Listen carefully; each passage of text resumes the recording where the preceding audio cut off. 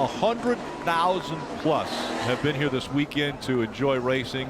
What a great situation it is for the fans to come here to Wisconsin and really take in history.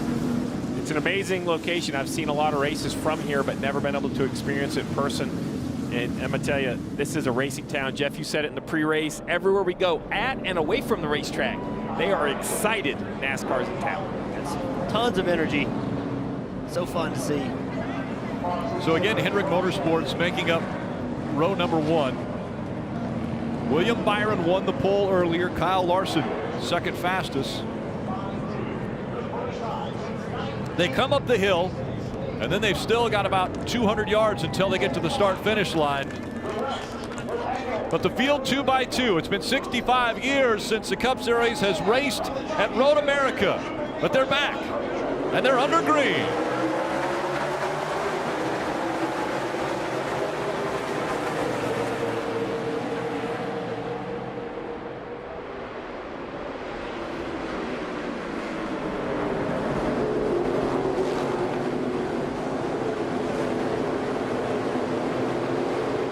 Look how quickly A.J. Allmendinger is throwing his name into the hat here as he works to the inside of Kyle Larson in that 16, and now challenging for the lead as they go down the straight into turn 5. So, sharp left-hander they're approaching, so William Byron has the preferred lane.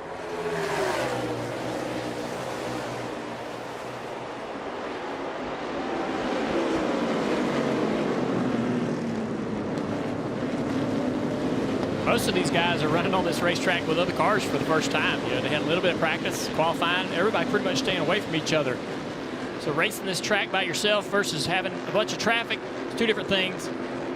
Got to really be aware of what corner you're coming up on to, especially going in the kink. Corners like that, can't be distracted by the traffic around you. Larson with a big run on the outside, trying to pinch his teammate, not let him open the steering wheel up.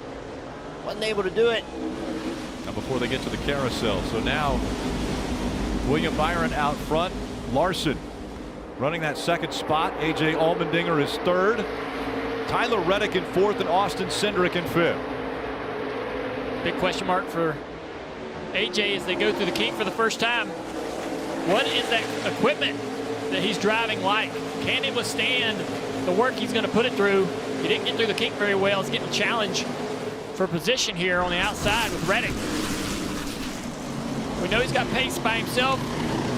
We know he's got pace early on, but will that car withstand the wear and tear of the entire race? I think also you have to be a little bit mindful of how hard you push right now. Obviously, you want to get the track position and keep it, but you could really hurt these tires early in this run. Dave, what do you have on A.J.? How about the wear and tear that may be on the driver? We'll see Larson trying to get a draft here. But yesterday he ran 180 miles here in an Xfinity Series car and just recently radioed this to his team. I may, Brett, just kind of relay to him. I may possibly, depending how hot it gets. The helmet blower already fell off my helmet, so I may just ask for water on pit stops, but I'll let you know. All right, 10-4 on that. May need water. Copy that. The ambient temperature right now, 88 degrees at Road America. It is hot here. That helmet hose has fallen off, Marty. He's going to have to watch it today as he works this Road America course hard. And Dave, you have to wonder about that for all the drivers who ran the Xfinity Series race yesterday and the Cup Series race today, like Austin Cindric, who many think has a legitimate shot to win this Cup Series race here this afternoon. I asked him, how's the car? He said, you tell me. My Saturday was a blur. I totally mismanaged my schedule. I had no idea. I only had 10 minutes between Cup practice and the Xfinity Series race. So all I had to eat yesterday was a single apple, but I feel like we have a legitimate shot. And his good buddy Chase Briscoe has been telling him all week, you're going to win this race. Could Austin Cindric pull off the upset today, Rick? Well, that's what he wants. He wants to be able to shock the Cup Series. Guys, I tell you, already we're seeing the strategy of these drivers trying to figure out where the passing zones are. I want to make a comment first on the heat and the helmet hose with A.J. Allmendinger. That's a serious situation. If there's no way for him to find that under caution and reattach it, figure out a way to keep it on there. Typically, a lot of times I've been in different cars with different interior guys. Some of them will tape that helmet hose to the helmet. Some of them don't do anything at all, and that's when it can come off. So he's going to need to try to figure out a way to get that back on there, if not have the pit crew help him under a pit stop, because that will be an awful experience to go without any air moving around in that helmet throughout the entire race. Ironically enough, when we were on the grid, we were asking him about how hot these cars are, and he said that Xfinity car yesterday was exceptionally hot. So to Marty's point, that took something out of him. He wears that cool vest that he says helps a lot, but that is not the same as having filtered air, cool air going into your helmet that you can breathe. That is not the same thing. So can he deal with that this entire race? I know in some situation with some teams, they allow the driver to choose. You get the vest or you get the helmet. Now, we could put a fan in that helmet, but cool air, you're only going to get it on the vest, or you're only going to get it on the helmet, because they only want to give the drivers only a few amps. They need that, they need that power from the alternator and everything else to do so many other things to this race car, particularly, Steve, at a road course. Yeah, I mean, you're using so much power for brake fans, to cool the transmission, to cool the gear. So I know you're important, but you want brakes, and you want it to shift, so I got to divvy that power up. So, like you said, you got to kind of choose a little bit. Got to remember the 16 car, not a full-time team. So you ask yourself, was there some miscommunication on whatever AJ needed? Let's take a look back in the news all week long. The 99 of Trackhouse purchasing Chip Ganassi Racing. Well, here's Daniel Suarez and that Good Sam, oh man, red and white car. That's climbing the hill from 5 to 6, kind of a blind corner. And you definitely don't want to enter it in. But you see how easy it was. Joey Logano was in the dirt behind him. It looked like Martin Truex Jr. gave him a little we got shove. an issue. Yeah, maybe a flat tire for the 99. So a situation for Daniel Suarez early as he's trying to climb the hill to turn 6. I think the tires are up. There seems to be some kind of a failure in the drive line of this car. I agree, Dale. I think It's not going to come out if it's the same thing. No, it's not going to come out if it's the same thing. So it sounds like it's some sort of issue that they have seen either on their car or their team cars this weekend. Rope, transmission maybe. So he goes inside the 11 to Denny Hamlin, carrying a tremendous amount of speed, takes the left-hander, and then he just doesn't accelerate. This reminds me a lot of what we saw from Bubba Wallace in qualifying. Entering a corner, downshifting, and losing the drive or either getting stuck in transmission. Well, this 99 had transmission issues at COTA. So you ask yourself, is this another issue? He's asking him just to push him. Push him. Push him, Frankie. Let NASCAR know. He's like, go, go, He's go. trying to tell him. He's like, hurry up. He wants to push, but this isn't the pushing truck. We got to get the pushing truck here. This isn't it. That's frustrating for a driver. You're like trying to communicate. Limited communication at this point with AMR, and he's wanting to get back to his pits, not lose any time, laps or anything, get this thing tuned up and fixed, and try to get back out there and race. They're ready. The guys are getting everything ready. that F-150's got a bumper on it. Push it, he says. Daniel Suarez, 3 top 10s already this season. Daniel, the first foreign-born driver to win a championship. He won the Xfinity Series championship back in 2016. And this is an unfortunate break for the 99, but this will not be the end of mechanical issues, I feel, Junior. This is just a tough place on equipment. Yeah, this thing, they're already determined to take it behind the wall and get it fixed. So frustrating day already for this team. So Suarez is going to get pushed back. It's NASCAR Cup Series from Road America. Telecast presented by T-Mobile.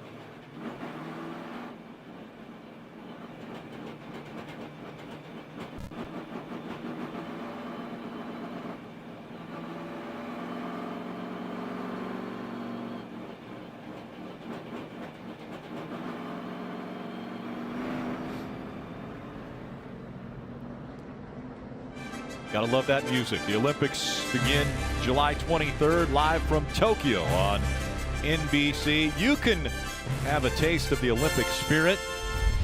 Rings Across America. It's a life-size set of Olympic rings that are traveling from coast to coast in the weeks leading up to the games. It starts at Universal Studios in Los Angeles this weekend, and will go all the way to New York for the opening ceremonies on July 23rd. That would be a great place to get a picture taken. Looking down on this 4-mile racetrack, road course, as they're pushing the 99 back in toward the garage. Great coverage from Geico, giving us that vantage point. And let's check back in with Dave in the pits. Rick, I wanted to give you an idea of some of the cooling that happens with the helmet. As we mentioned, A.J. Allmendinger having the helmet hose fall off. Let me first of all confirm it is sunny out here. There is not a cloud in the sky and 88 degrees. This is the opening where the helmet hose is connected from an air conditioning system, you could call it, that feeds the air into there, taped on here. Also the front of the helmet too. Remember, there's a drink system that the drivers all have, and most of them just suck on it like you would on a straw to bring that water or fluid into their bodies all afternoon long. But without this one on top, that is going to be critical for A.J. Allmendinger. He needs that cool air. The team will have to decide if they're going to bring him down pit road and reinstall that at some point and take the time and lose a track position to do it.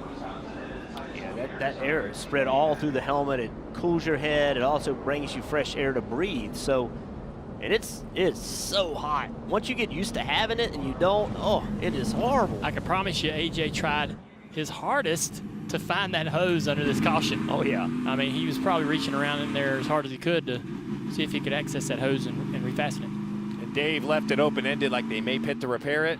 No dice, buddy. Sorry. I know it's a long day, but I can't. I mean, if we get cycled to the back, maybe, but not from where we're running currently. All right, guys, you can win $444 on July 4th from Busch Beer. That's right. Tweet hashtag Busch Light Apple and hashtag sweepstakes whenever Harvick's number 4 car is driving a lap with the number 4 in it. And you can win, which, by the way, will be coming up in just a few moments because they will be on lap 4 here at Road America. I got my phone out.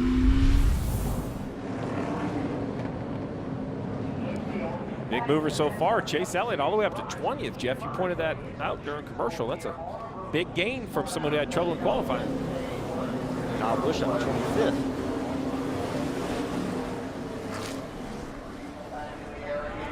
Long way up here until you get to the restart zone right there. And William Byron back into the gas. Kyle Larson strong on this restart in the number 5, that blue 5 on the outside. How will he do into turn 1?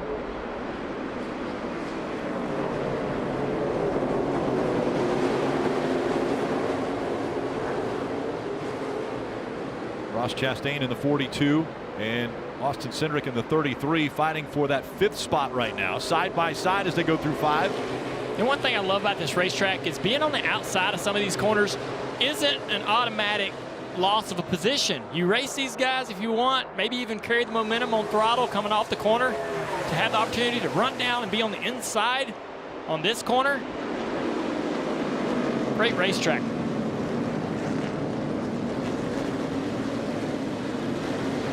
I don't know about 3 wide. Whoa. That kind of contact right there, you just can't have. You know, you don't want to be banging on the fenders this early in the race. These cars don't handle that as well as what we see in the Xfinity Series. You get tire rubs, flat tires, loss of downforce of performance. Logano moving to the inside of the 20. Whoa. Christopher Bell. I thought he was going off track. Rick, I thought he was going off track right there. I thought he was getting shoved off because I didn't know if Christopher knew he was there. He might have thought the same thing as he was hard on the brakes there, but now following behind Christopher Bell. You know, some of these restarts, you know, they all get single file. Just like the interstate, the guy 3 cars in front of you slows down. Well, the guy, you know, you got to slow down quicker, so somebody will just jump in the other lane and try to pick up some spots.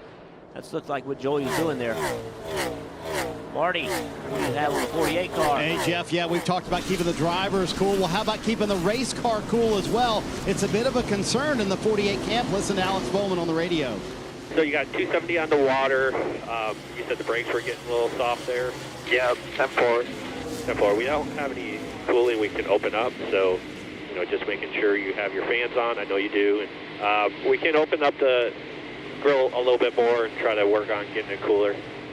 So there you go, Steve, 270 on the water. We're just 4 laps into this race. A concern for you? I'm not concerned with 270. My concern, though, is as we continue to see laps, we see dust, debris, grass fly onto the racetrack. And as that goes into the grill area, it actually sticks into the radiator. So regardless of how much you open on the nose, the radiator itself loses efficiency. So, you know, doesn't matter how much tape you have to open, Rick. If the radiator gets clogged with stuff, it's just going to start running warmer and warmer. So, Steve, let's make sure we break down at least the stages here, because this first stage 14 laps, and fuel window wise, how far can they go? Yeah, these teams can all go about 17 to 19 laps on fuel, so they can easily make first stage, even the second, which is 15 laps long. The real question is what strategy do we see Larson attack William Byron? Wow, he's Really hard. Ain't no way he's making this corner. No. He did a really good job, though, to stay out of the sand right there. Hey, I'm going to tell you right now, that was super smart. No big bad lockup. He's not going to have to come to pit road for what we can tell.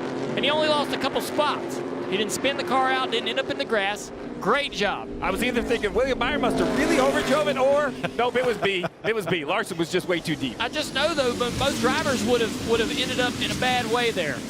Good job by Larson to save that and do what he can with it. Marty. Junior, you know what's funny is right before that he said, we're really good here. And you can see him just kind of building up his confidence as he goes along. But that was a little too deep, right, for Kyle Larson. But that's going to be the cool factor of Road America today, Junior. We're going to see drivers like Kyle Larson who are so good at road courses. Parker, they're going to learn all day. They're going to get better throughout the race. They're going to learn where the limits are, though. Right, Marty, in the car trying to chase him down right there. Oh, as Larson gets real sideways through that kink there is the 8 of Ty Reddick. But that is a Richard Childress racing car, the same as that 99 from Trackhouse. Well, they saw that issue, and you have to wonder sometimes when you see issues like that, what that might mean for the other cars in the race from that stable. Take a listen to their radio.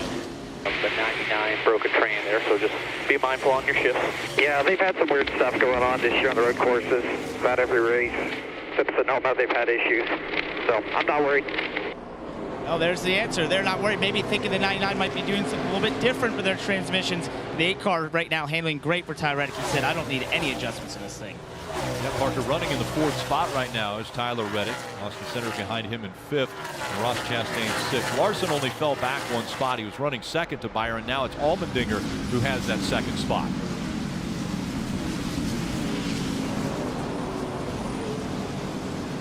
Biggest movers, Kyle Busch has moved up 20 spots already. Chase Elliott has made up 12, and Austin Dillon 10 spots since the start of the race. Well, Vegas had Chase Elliott as the favorite when you look at the odds heading into this weekend. You know, an okay day in practice, and then in qualifying earlier today, it wasn't a lack of speed for the 9 car, it was lack of laps. It was a timed session, and twice during the timed session he was on the racetrack and the caution came out. He actually never really got a real qualifying lap. Steve, when I talked to Chase before qualifying today, he mentioned the word rhythm. He said there is speed in rhythm. There is pace in rhythm, and I have not found it this weekend. Never found it in practice, never ran long enough to really feel my rhythm, even though he's been here before. He said so today in qualifying, also a quick session. Didn't find his rhythm. Hasn't said anything on the radio yet about balance, but he's waiting for this long period of time to really understand himself and his car on this racetrack today before he starts giving specific feedback to Alan Gustafson.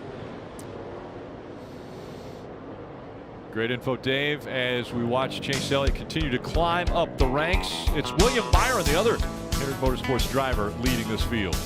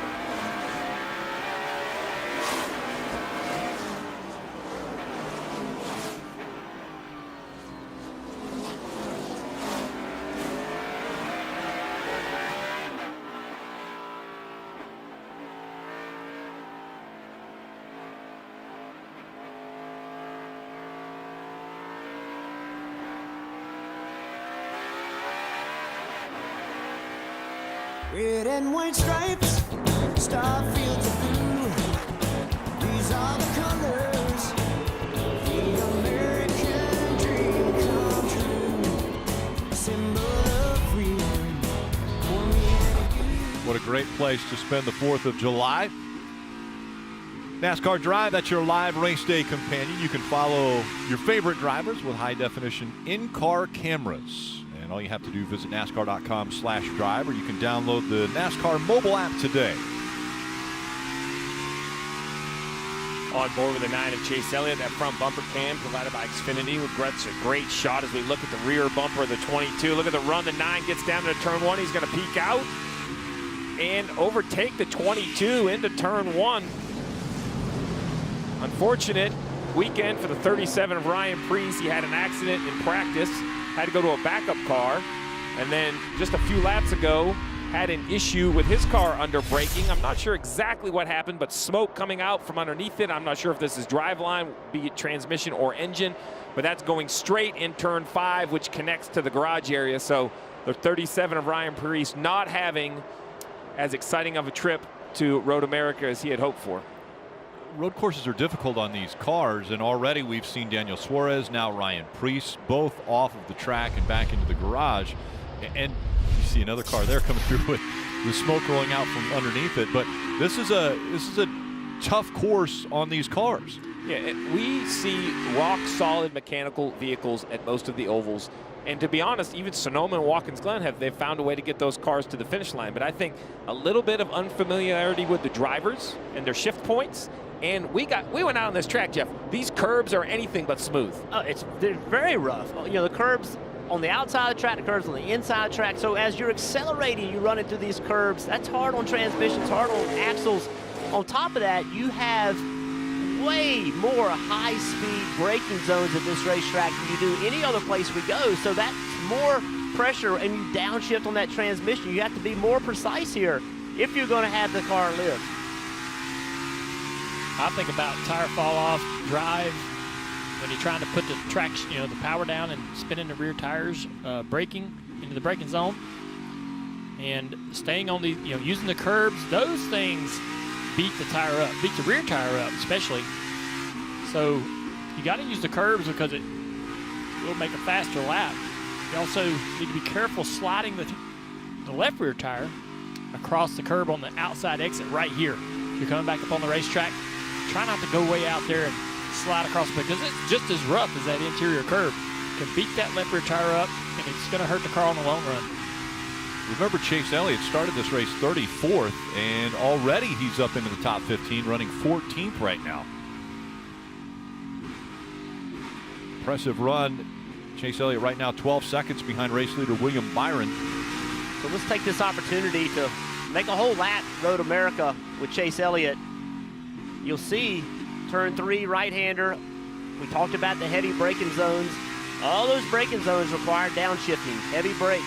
You have to sync up your RPMs. If not, it will wheel hop it.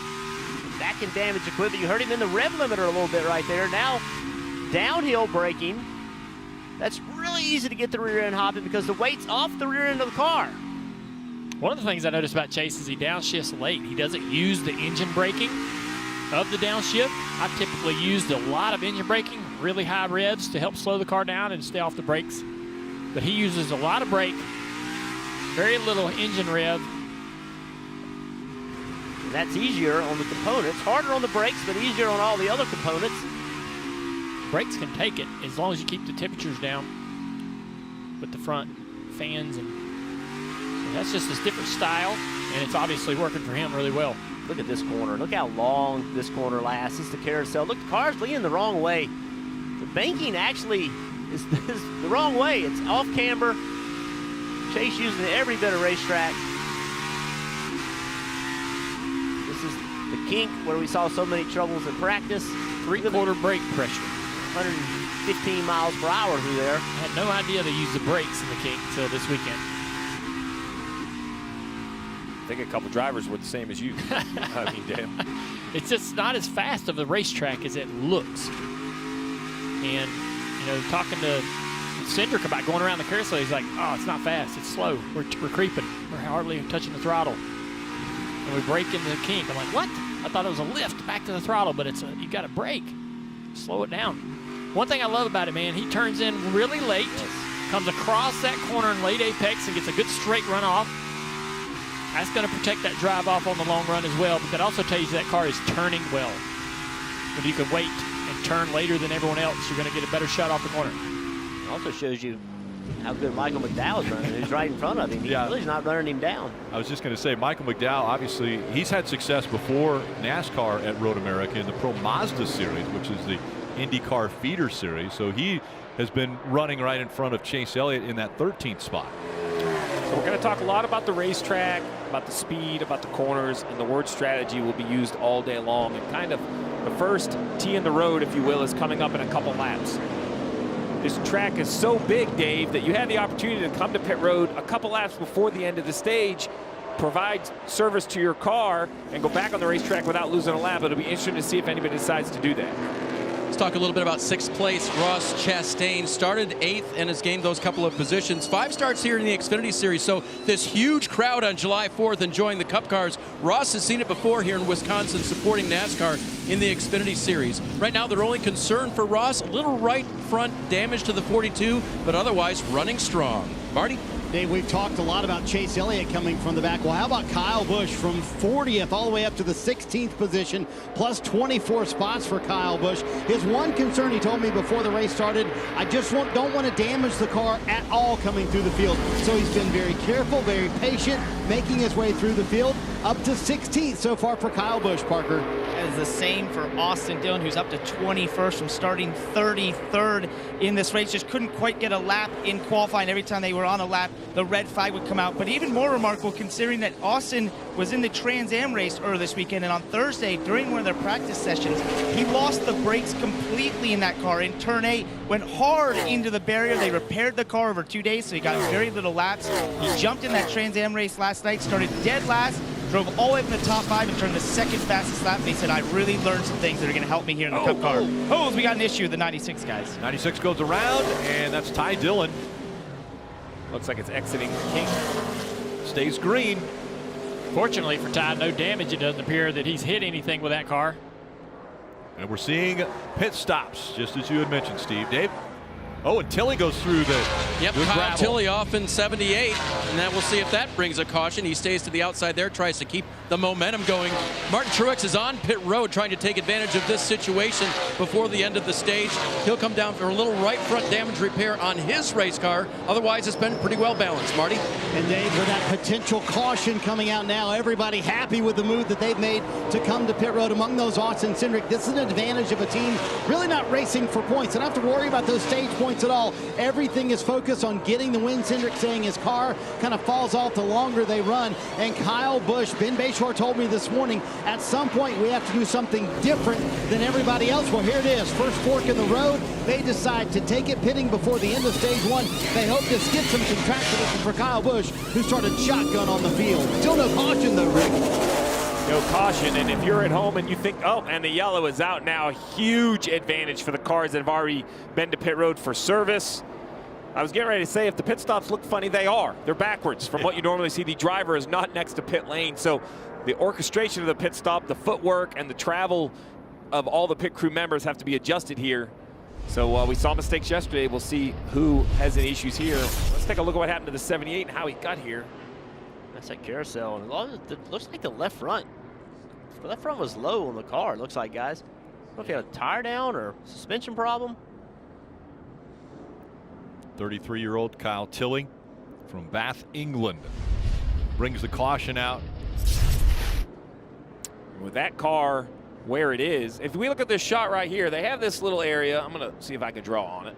That right there, I call it the get out of jail free hook. It's optional, and you can put a strap front and rear bumper. This will allow the safety workers, instead of going out and having to open the hood and taking a lot of time, they can just hook to that and drag this car out of the sand. But you see how deep the front is stuck in. There's a great shot at it right here. With 3 laps to go, I'm not sure if we're going to see a green flag in this stage or if this will finish the stage.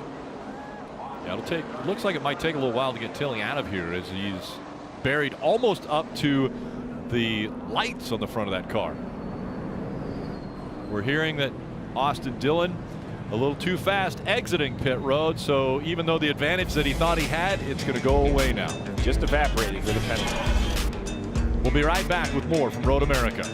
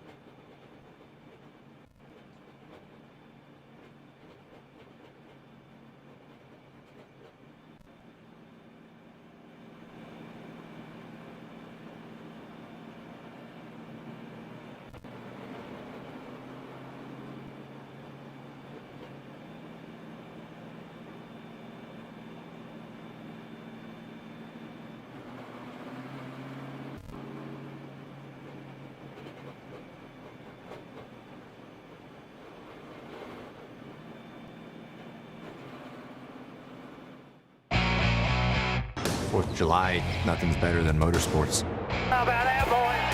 That's it! Woo!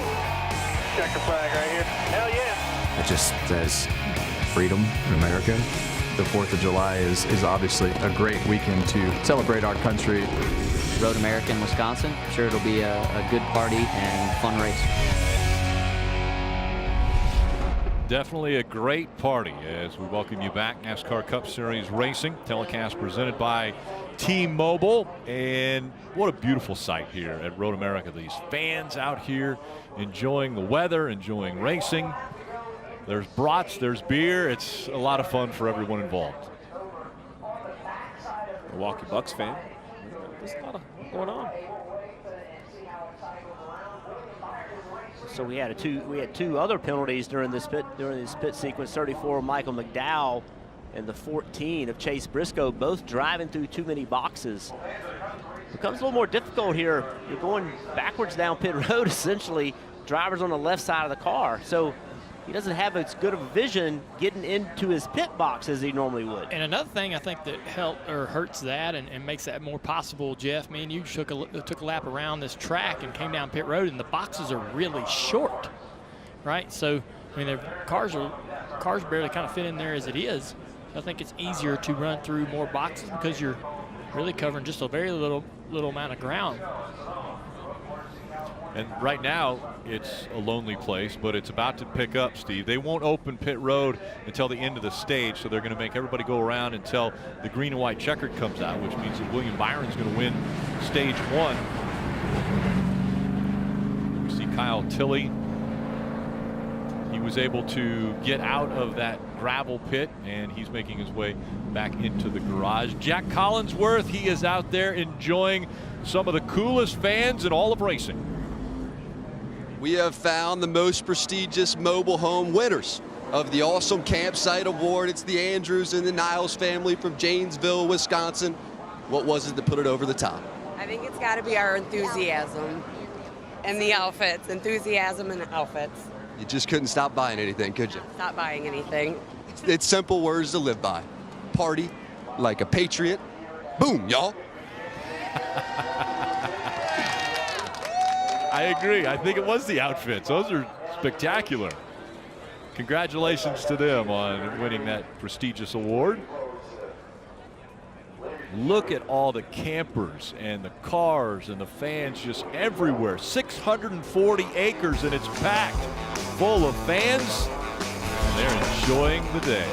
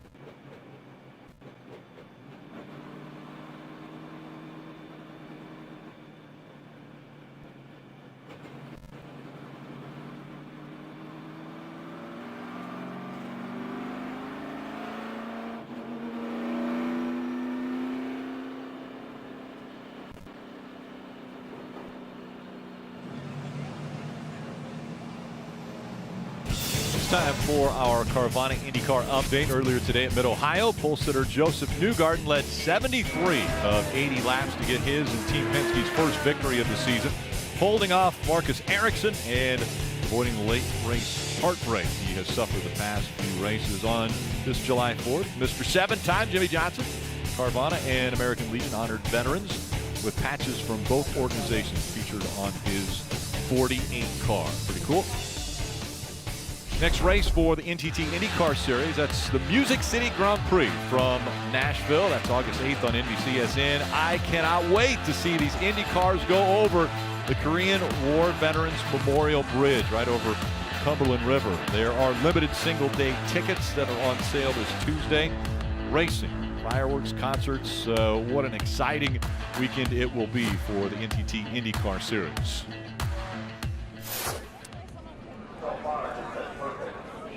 So Rick, this is right there, 1 to go. Final lap of stage 1. This will be the easiest stage win for William Byron ever since the yellow came out. Did a lot of work until the yellow came out, but once the yellow came out, he's pretty much had it under control. So these cars should come around. Steve, as long as he stays on the track, right, to take that green and white checker. Well, you know. He was reminded of that. When you do pit, but one more lap. Mark Martin, wasn't it? Wasn't it Mark Martin at Bristol? Bristol. Xfinity race pulled in the pits. Yeah. Cale Yarborough was going to win the race. Yeah, I think David Green ended up winning that race. Cale Yarborough did it. What did Kyle Petty tell us when the King won his 200th? That's right. Cale was running second, and he pitted with one to go at the Firecracker 400 in whatever year that was. Harry Gant, I think, finished second. Harry Gant finished second because of that. Oh, well, yeah. Kyle Petty knowledge getting dropped. I was going to save it because I knew that'd be like a good trivia at dinner one night, but now that we've told the world, not sure it's going to work. Parker, we've seen a few penalties on pit road. The drivers coming backwards, the pit crew having to figure out a different orchestration to the pit stop. What are you seeing and hearing down there? Right, Steve, and a lot of the teams down here reminding the drivers to only drive through 2 boxes or catching people do that. And here for the Ford team of Kevin Harvick, they have actually an empty stall on the other side of them. So they're telling Kevin, you can use that, you can use the exit here, but be careful coming in. And you see these crews. Yesterday we saw the A.J. Allmendinger's crew. They jumped over too early. Other times they hesitate. It's so awkward, as you know. When you change that choreography, you change your perception of how you view the car coming in. It's hard to time it. And so when you're down here and you're watching these crews, one of the most visible explanations that they're struggling is that you see them hesitate or they'll jump and then not jump, and it's really interesting to watch them try to navigate doing this from an entirely different angle. I think the other thing, guys, you got to keep in mind is this pit road is uphill. I mean, clearly that's the pit road entrance, but as you get to the box where Kevin Harvick is, that is still uphill. So Kevin Harvick's got to keep his foot on the brake the entire time of this caution. If not, it'll roll off the jack, it'll move backwards, slow the pit stop down. So everything's harder at this racetrack. So it's William Byron who wins stage 1. Allmendinger, Larson, Reddick, and Chastain. The top 5 on this 4th of July from Road America. Already some great racing, but it's Byron who gets stage 1.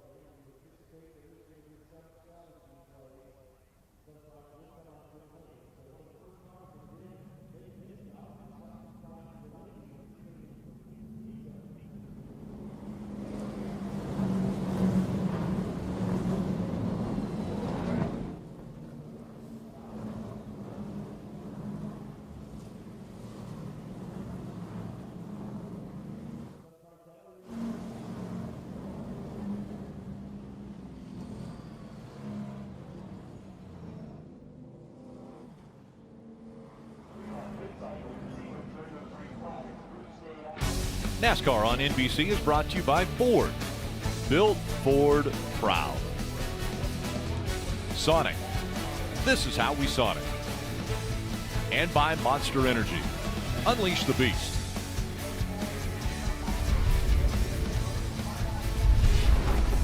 Well, you can download the official app of NASCAR and follow the action with free live scoring, in-car cameras, and a radio broadcast. You can upgrade to premium for full access driver audio channels and a completely ad-free experience. Search NASCAR in your app store to download and start a free trial today.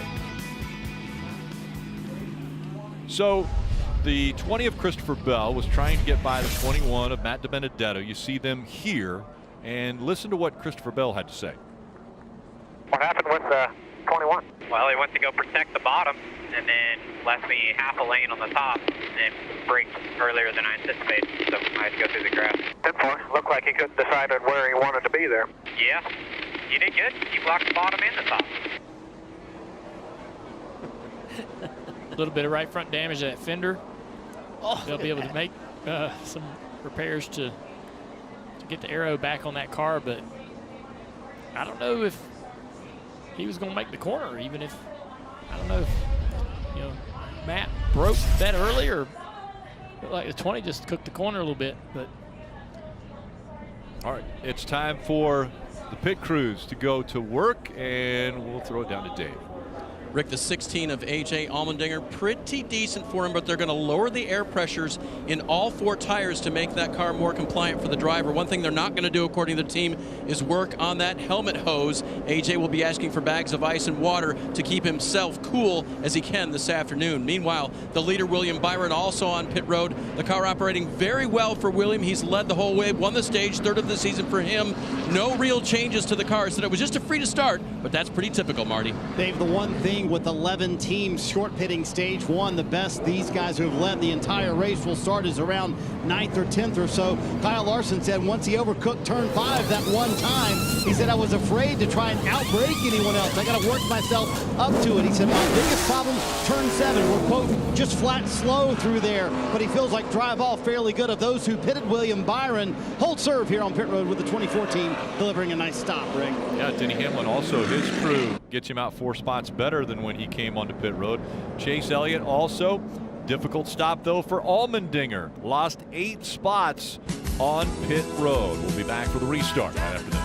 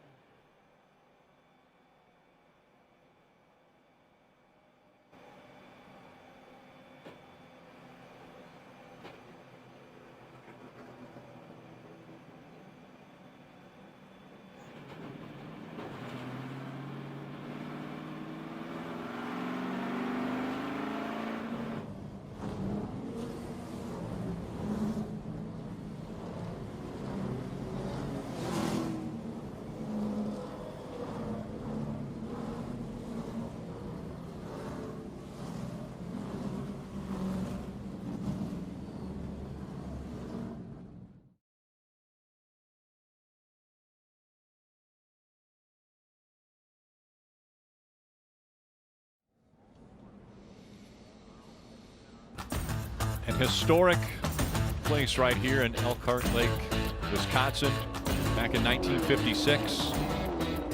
NASCAR running for the first time.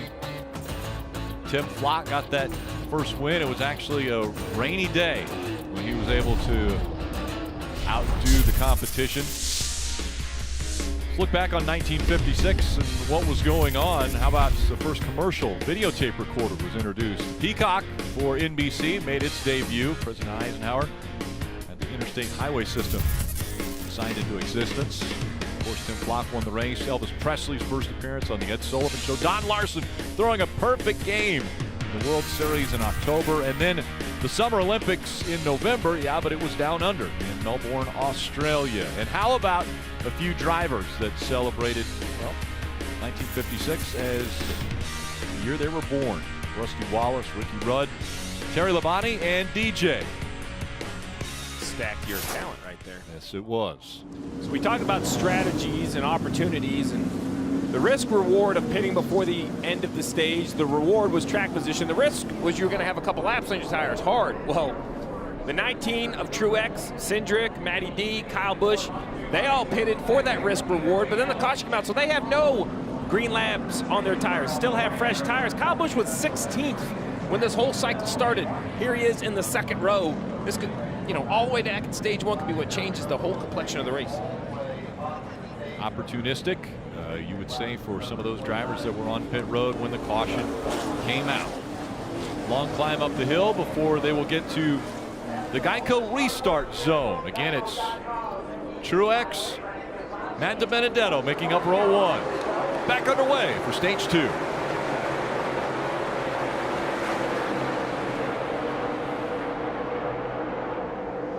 Truex will defend here, but Cindric outbreaks him into turn one. 3 wide. Cindric on the inside, and Cindric takes the lead away.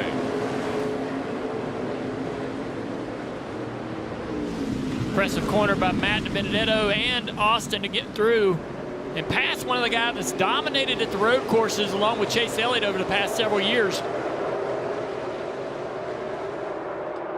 Martin Truex Jr. now under fire from his teammate, Kyle Busch. William Byron back there trying to make his way through. Look at Kyle Busch into third place here. Truex from first to fourth in just a few corners on this lap. Heavy braking there for Eric Almirola. And at number 10, looked like he was going to go off track, but able to keep it going the right direction.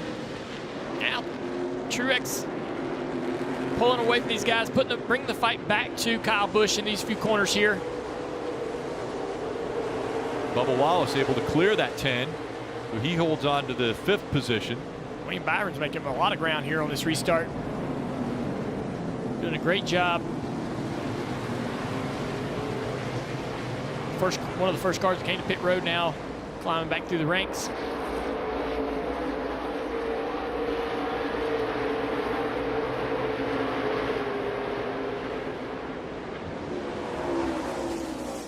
So Austin Cindric with impressive braking into turn number 1 has taken over the top spot, Marty. And what an outstanding move from Austin Cindric. And Jeff, you know this, in the Xfinity car, you can kind of lean on folks as we watch this 3-wide pass to take the lead from the second row on the restart. Just impressive outbraking of everybody in the entire field to get the lead after restarting a little further back in the 5th position, or 3rd position rather. But Austin told me, you know, in the Xfinity car, I can lean on people with a car. I can't do that in this Cup car. That's something I have to talk to myself through all day long. There he took every inch of the road, Jeff, but he didn't make contact with anyone, something he had to have in mind today in the Cup Series. It was amazing how far he was able to outbrake Martin Truex Jr. It was like 3 car lengths into turn 1. But Matty D is bringing it to Austin Cindric. Kyle Busch trying to run him down. It's going to be difficult to outbrake Austin Cindric. You're going to have to beat him on corner exit. Man, Matt DiBenedetto is really rocketing out of turn 1. Let's see how he does here down in turn 3. Right up to the back bumper, a little contact. Getting Cindric to look in the mirror. Well, think about the situation with these two drivers, right? The rumors are Brad Keselowski leaving Team Penske. If that is true, the 2 opens up. The 21 of Matt DiBenedetto. This is a 1-year contract for Matt DiBenedetto. You know, perhaps Austin Cindric, well, we know he's moving up. We just don't know what car he's going to go into. So there's a, you know, interesting background between these two drivers. And as Matt DiBenedetto looks strong in that yellow Menards 21, Part of the reason is because of the conversations they had after Sonoma. Matt felt like the car just wasn't where it should be, and admittedly the team hadn't spent a lot of time massaging on this car. It was kind of an afterthought. A short track car turned into a road course car that really hadn't had a lot of time spent on it by the team. Matt said the team went to work, and when they went to practice yesterday, he said, I could feel the difference immediately. Guys, you know, that gives the driver confidence, and he can go to work. Yeah, you got to have a car you believe in for sure. Saw Kyle Busch close in turn 5 a little while ago, but since then they drove away from him a little bit.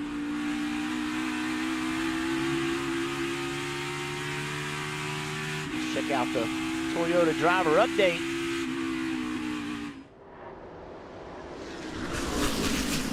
Kyle Busch back there in third, but this battle will take precedence right now. Continue to fight it out, and we see that 21 of Matt DiBenedetto not letting Austin Cindric even catch a breath. Everywhere around this track, he is attacking, almost contact there, right to the back bumper of Cindric. Matt DiBenedetto running this road course hard. See the draft help him a little bit. Close back in down this long straightaway. Pierce to the inside, making sure Austin Cindric has to think about him. Back More to the bumper contact. again. Man, he's all over him. He's going for it right here. He's going to show him the nose. He's going to try to get inside. Cindric's going to run him hard off corner exit here. Maybe a little contact there between them two. While they're doing this side by side, here comes Kyle Busch. Yeah, you see the fender damage on the left front. A little bit of damage to the left front of that 21 car. It's a left-hander they're approaching.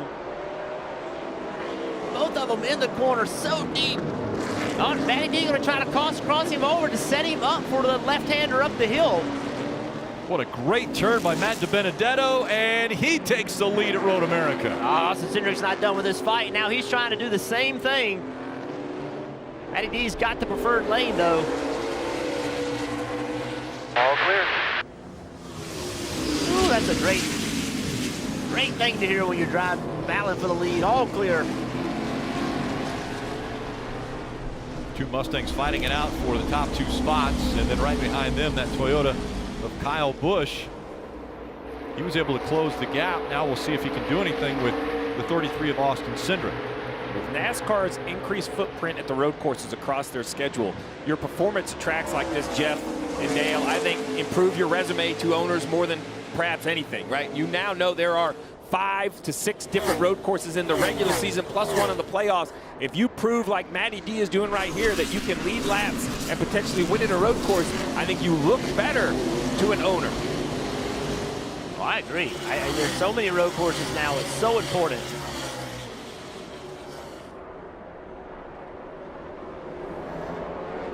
Jeff, you led to it earlier, but let's take another look at the Toyota driver update with Kyle Busch currently in the 3rd position. Remember, he started all the way back in 40th, a backup car after a practice crash, didn't go out in qualifying. So those little fresher tires enabled him to get up front, and then a good pit stop put him up into the 2nd row on the restart, and now running in the 3rd position. Fighting for that 2nd spot with Austin Cindric. That little fade to the inside on the straightaways is nothing more than just kind of getting that guy's head in front of you. You get a little bit more air on the brakes in that deep braking zone. You're not trying to make a move. You're not attempting to make a move to pass. Just kind of being annoying. A little bit of a shift issue right there for the 33, and that's going to allow Kyle to gain quite a bit of ground here. Gets to the inside, and can he complete the pass? Cindric keeps him down low, and Kyle not able to get by him.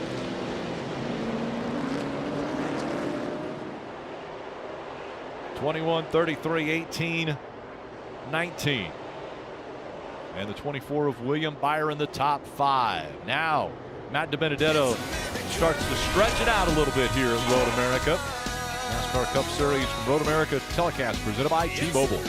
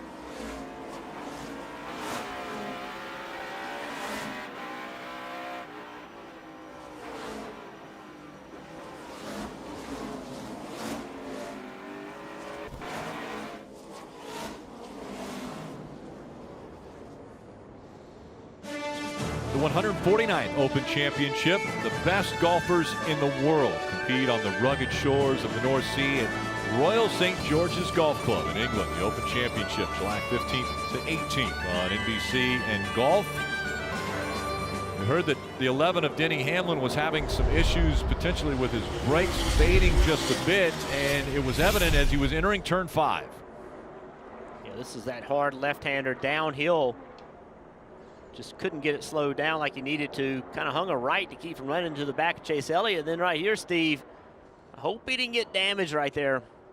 Yeah, that big drop into the gravel, while he doesn't get stuck, you just don't know. But the radiator ductwork, once again, he takes a big chunk out of the grass, the splitter, the radiator pan. There's a lot of important components underneath the nose of that car. This is what it looked like from Chase Elliott's perspective.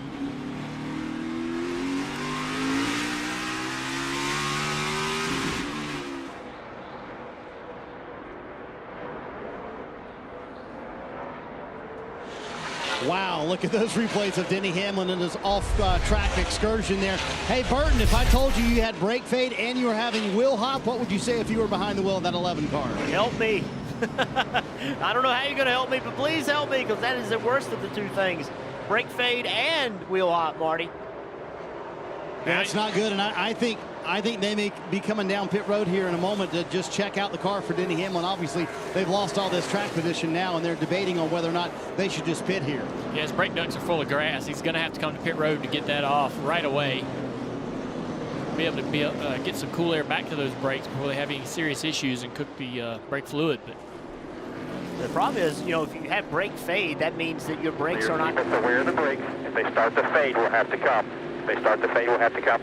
It doesn't have the friction that you want. It won't slow the car down. So then you tend to want to put, you know, more brake. You've got an adjuster in there, right? You can put more brake to the rear, but you got wheel hop. You already got too much rear brake in it. So it's hard to get out of this situation. Well, the crew chief and the team, they're looking at the exact same thing we are right there. They see all that grass. I think if, you know, Steve, if you're on that pit box and you see what we just saw, they're going to bring the pit road right away. Wouldn't you say? Yeah, well, because the other issue is if you get the brakes too hot, even if, you know, he could slow down and manage the lap time, you can damage the system, where even after you cool them off, they never return to as good as they once were. So this is not a day ender by any means for the 11 if they could come in and get the cooling corrected and he can manage it to the finish. The question is, what other mistakes could be made by the driver, or what permanent damage could be done to the car, Marty? And Steve, right now, Chris Gabehart has made the call to leave him out on the racetrack. So he said, you heard the radio a moment ago, that was live. He said, if the brakes fade worse, then we'll come down pit road. But with 8 to go in the stage, I think they're hoping right now Hamlin, who sits in 15th, just 15 seconds behind the leader, just, hey, hang here, keep as much track position as you can, limp it through the end of the stage, and then we'll come. But we'll only come if we have to. And even if they don't get to the end of the stage, give me 5 more laps, 2 to go in the stage, and we're going to see another wave of pit stops like we saw in stage 1. Oh, it's Brad Keselowski, who has really had a bit of a struggle today. Backwards, I think that's turn 14. Running 25th, if you can believe it. That's just amazing. Brad Keselowski back at 25th. Let's see how it happened. He was inside of McDowell, and a little contact. I think that might be it. That's turn 1. Oh, yeah, that wasn't the incident. That was turn 1 prior to the incident.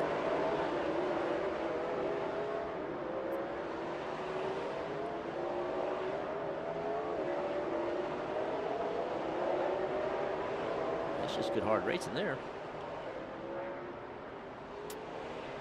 And that's the second or third time we've seen Brad Keselowski spin around at this racetrack. Locked up the right front, then it spun on him. There you go, locked up the right front, then it spun on him. I remember back at Daytona on the road course, he had a dismal afternoon or evening in that particular race, but it's been a rough one again this weekend for Brad. Austin Cindric is all over the back of Matty D here. So I'm wondering what Matty does here. They're leading. They are right now 21st in points coming into this race. If he has a chance to win this stage, that's with him leading. Yeah. Matt DiBenedetto leading, that's where it puts him. So that would push Kurt Busch below that cut line. I just think that, you know, do you stay out and get these points if you're Matt?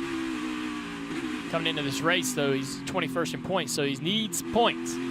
Doesn't need just great finishes. He needs these stage points, and sitting right here with an opportunity to grab 10, but he was on a different strategy, pitted early for stage 1. What does he do now? I understand where your head's at exactly, right? 60 points behind the cut line. So is he points racing into the playoffs, or does his crew chief say, you know what, let's pit before the end of the stage, keep this track position because a win automatically moves us into the playoffs. So that is a tough decision. And it's going to be even tougher because other cars are going to come to pit road. You know you're going to lose the position to every one of those. I think you have to stay in position to win the race. I don't know that you can come. Oh, look at this right here on the outside. Matty D blocked the inside. Cindric just said, okay, I'll go out here. What a move by Austin Cindric to take the lead back away from Matt DiBenedetto. I believe he's going to lose 2 spots. The 18 Kyle Busch is going to fall the 33 through. That might make that decision to come to pit road early in this stage a little easier for Matt DiBenedetto, but you heard Cindric downshifting, really using the revs, a complete opposite of how we hear Chase Elliott driving the car. Cindric is using that engine braking or those revs to help slow the car down, using less brakes. You know, Dale, we talk about lockup right there, man. big lockup, way off course. No damage though. Can Kyle Busch take advantage of it? Side by side. From last to first, Kyle Busch is going to make the pass. Oh, he gives him a little bit of room here and more of a lockup. Man, Cindric is got an issue, I believe. Struggling now is the 33 of Austin Cindric. Yeah, looks like the right front. Maybe wore out. Oh, he's got a spin now. Something is definitely a miss on this car. Yeah. It almost spun around like it had an axle problem. I mean, it spun so quick. Yeah, maybe get. Yeah, he's talking about something with the gear, and I thought it was a tire as well, but he mentioned something about the gear problem. Maybe when he either wheel hopped, he broke an axle, or he broke the axle out on that runoff, which is very rough. It's as rough as the interior curbs. Yeah, because if you broke an axle or something in the gear, it's not just stepping on the gas that affects it. It's also when you go to downshift, it's going to make a big difference on decel. He has drive, so that makes me think he might have broken axle. Looks like he got in here way too deep, and the wheel hop might have broken. Or he got in there too deep because he was having a problem. It's hard to know which it is. But to your point, well, it spun both tires leaving the corner. Right there, you can see tire marks laid off of both rear tires, so I don't think the axle was broken at that point. You're killing my strategies, Jeff. You're killing my plan here. I don't know. You're right. Let's listen in.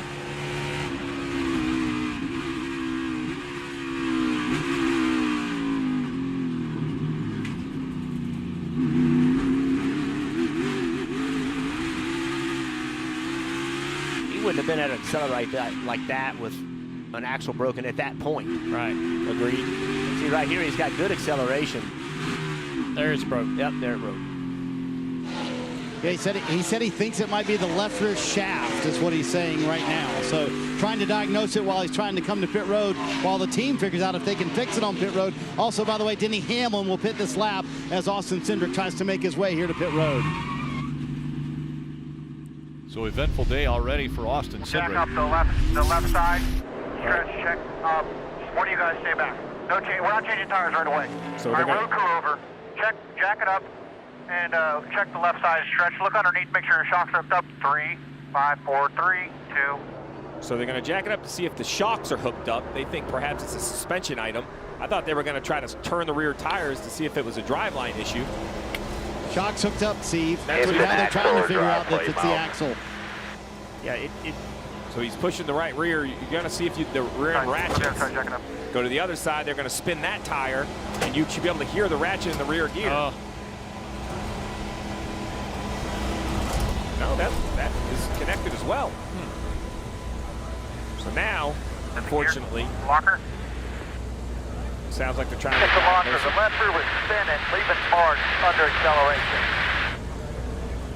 That's what I saw. I saw it leaving. Take it in the garage. Put on 4 stands in the garage. Oh, unfortunate. Either way, it's going to be the end of the day for Austin Cindric, or at least the end of the day of having any sort of chance to win this race. With 5 to go in this stage, I think we're going to see strategy kind of open up here. A lot of guys are going to come to pit road in the next 2 or 3 laps, but Austin Cindric, he had the pace, just couldn't quite get it all the way to the finish. Led 2 laps today. William Byron has led 15 laps. Matt DiBenedetto was out front for 5. Kyle Busch has led. Martin Truex Jr. has led. Look at this battle right here. LaJoy all the way up. Oh, LaJoy, big contact. Don't hit the wall. Got into that dirt mound before the wall. Let's see if he can keep it going. Let's see, his splitter's going to be dug into the grass right here. Might be waiting on cars to go by, but I don't think he'll be able to move. Looks like he got off track and was trying to get back on track. There he's trying to plow the dirt, and he's going to put a lot of dirt out on the track and a lot of turf as well. Dave. Meanwhile, this car, Matt DiBenedetto, has issues. He radioed into his crew that something was not right. Now his diagnosis is maybe a tire that is damaged.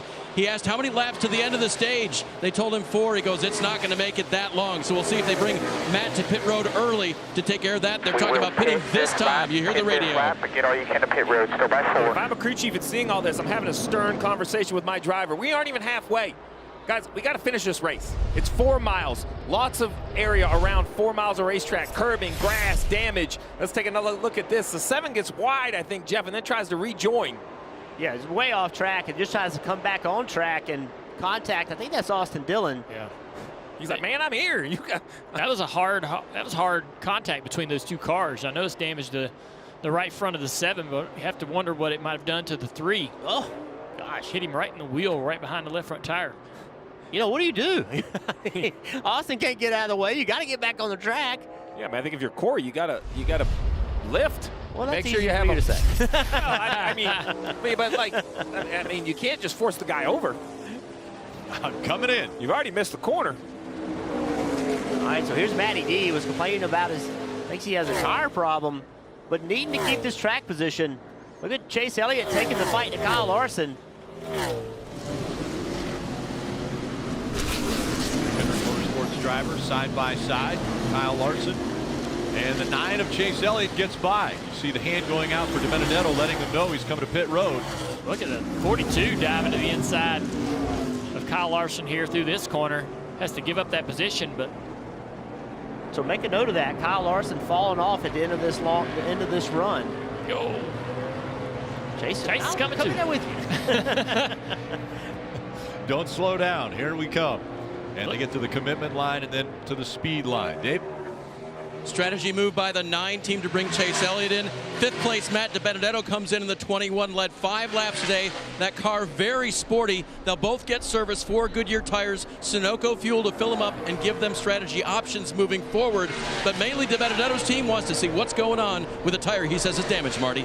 Yeah, same for Denny Hamlin's team. They want to see what's going on with those brakes. He was able to keep it not only up in the top 15, but he actually was running 12th when he came to pit road. As you see Chase Elliott and Matt DiBenedetto finishing up their stops. Hamlin coming down pit road. Also Alex Bowman. You see him flash through the side of the screen there. Here comes Hamlin. Number 1 objective is to clean off that grill. Look at all that grass that is on the front of the grill. They have that pole. It has a brush on it. You'll see it come right off. There you go. That should cool down the brakes, hopefully help Denny Hamlin.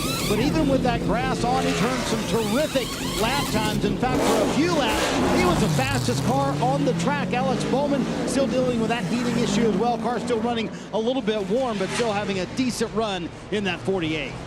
And with all of this wave of cars, you see all the cars up and down pit road. Any driver that stays on the racetrack is going to have a good chance of scoring points in the stage. We're going to lose a lot of track position when the caution comes out and they decide to come to pit road. Yeah, a lot of cars on pit road just now as they're coming off of pit road. It's Kyle Busch who's still out front, has a 1.2 second lead over teammate Martin Truex Jr. I was going to just ask you, Jeff, the 18 perhaps could come to pit road as the leader and get to the commitment line before they close pit lane. I'm not sure if he's going to or not. You know, with where he is in the championship battle and all that, I think to keep track position, I think I would. Oh, we have a tire carcass right there. Looks like it's offline enough. Coming this time. A lot of penalties for driving through too many boxes, in and out. 18 right here. Be smart about He's going to take a hard right-hand corner, get up the hill. He has to get to the yellow line at the top of the hill. Truex is following him, and Reddick says, no, then I'll stay out and take the stage win. There you go. They both made the commitment line before the leader got to start finish, Dave. It's a good recovery for Martin Truex Jr. after practice on day 1. He said, what am I doing? Talked to crew chief James Small, said I need to go back and look at all the data, figure out what I'm doing. did so when we showed up for qualifying today, was a much better man, according to James Small, the crew chief. He qualified in the top 10, was running 9th, and Marty now is coming down for 4 tires and fuel. Yeah, Kyle Busch making his way all the way down to pit stall number 1, Dave. Car's been pretty good, especially early in a run. It kind of fades as they run later. It gets a little too loose for Kyle Busch. Ben Bayshore making the call to come down for the 4 fresh Goodyear tires here as the stage starts to come to an end in stage 2. Picking up track position, they hope. We'll see where he cycles out with all of those other cars. But with that whole host of cars pitted earlier, kind of made them come to pit road as well. Teammate Truex, though, beats him off of pit road here. All right, so you mentioned points versus position. The one of Kurt Busch, he's another one of those drivers that came in right around the playoff bubble, only 3 points above the cut line. He stayed on the racetrack, and he's up into the 4th position. That's a lot of points if he could hold off Larson, maybe even try to go get his teammate in the 42. Impressive of the stage. Impressive pace. Oh, he's off the track. No. Oh, boy. Just as quickly as you said it, and now a lot of grass, but obviously when the caution comes out here in 2 laps, he'll be able to clean that up. But unfortunate for Kurt Busch. Well, and I'm going to hear about about Check the brakes, check the grill. It only costs him 1 spot. Right now, it's only 1 spot, and they're going to pit and be able to get the grill cleaned off. So he'll be okay to make this amount of laps. Yeah, he'll be fine. Just impressive, though, the pace that this one car has. His teammate Chastain is flying as well. Both of them driving by Kyle Larson, who I thought was the favorite to win this race.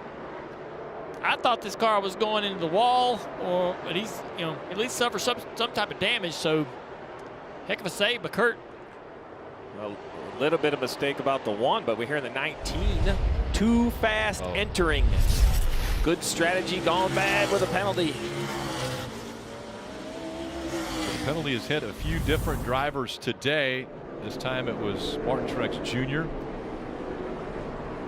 And still that grass all over the grill, Dave. And he was so happy with this race car. Rick radioed into the team. Our strengths are straightaway speed. Braking is fine. We just need to make it turn a little bit better on the right-handers. And you know, there's a lot of them here, including one big right-hander, the carousel. That one goes on forever. So they'll come in soon. He'll be watching the temperatures until he gets that grass off the grill. I'm not sure he's done trying to chase the 5 back down. He might be thinking, maybe I get 1 point back. Well, we talk about, how Denny Hamlin was the fastest car on the track, running some great laps. Anytime you close up those grill openings and stuff like that, it's like qualifying. You're going to add some downforce, add some pace in the car. As long as the brakes don't get hot, you'll be able to get into the corner deeper, run down the straightaway faster. Talked about points, Steve. How about this car, the 8 car? He's in this battle to make the playoffs as well, staying on track to get those 10 points. Tyler Reddick leading his first career lap on a road course. I was a little surprised the car in second place, William Byron, didn't pit before the end of the stage because he had, he won that first stage, which I love the call, win the stage, but then they haven't really cycled back to the front. I thought this was the stage they would throw away, but they're going to go for some points, stay on the racetrack in second.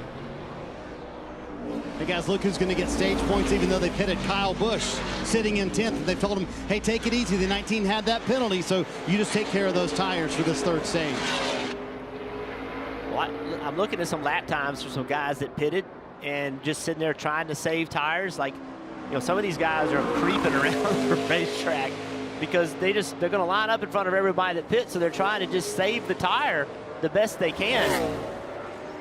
And Jeff, just to add on to Steve's points, we watched Tyler Reddick here come the final lap of this stage. He finished 3rd in the first stage, and he was actually able to pass Byron and Larson when we went from that last restart at the end of stage 1. So this 8 car is really fast. They made very little adjustments as he comes to the end here. He's been very happy with it. I think this is a threat, a car that they all know they have to go beat if they want to win this race. And he'll be coming up to the green and white checker. So Tyler Reddick grabbing his 2nd career stage win, and it comes at Road America.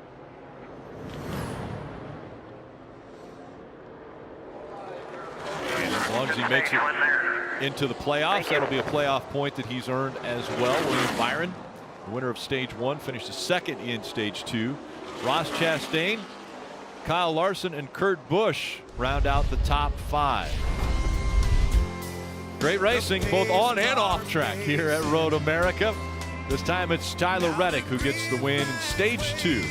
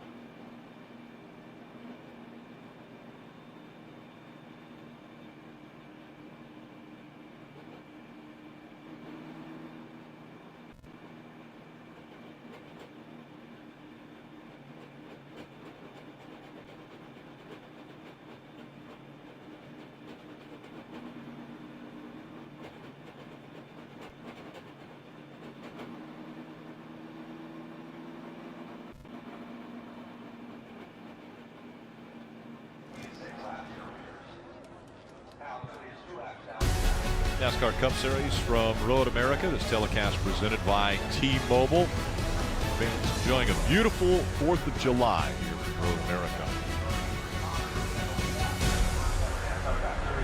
Great shots from up above this park area. Aerial coverage brought to you by Geico. Dave. Rick, there's a lot of things at Road America, as beautiful as it is, that can abuse Goodyear tires. And when Matt DiBenedetto said that his tire would not go another 3 or 4 laps, he was right. This is the chunking that occurred on the left front of the 21 car. Hard to tell exactly how it got started. That one was not going to last. They pitted early under green and will rejoin in front of a lot of the guys who are going to pit now. I'm willing to wager that that damage started with it sliding across the pavement under braking, if that was the left front. Maybe not, but you know, a little flat spot can look like a blister after running laps. See the 51 of Cody Ware going up there and passing the pace car. He'll get the free pass, so he'll go all the way around the racetrack.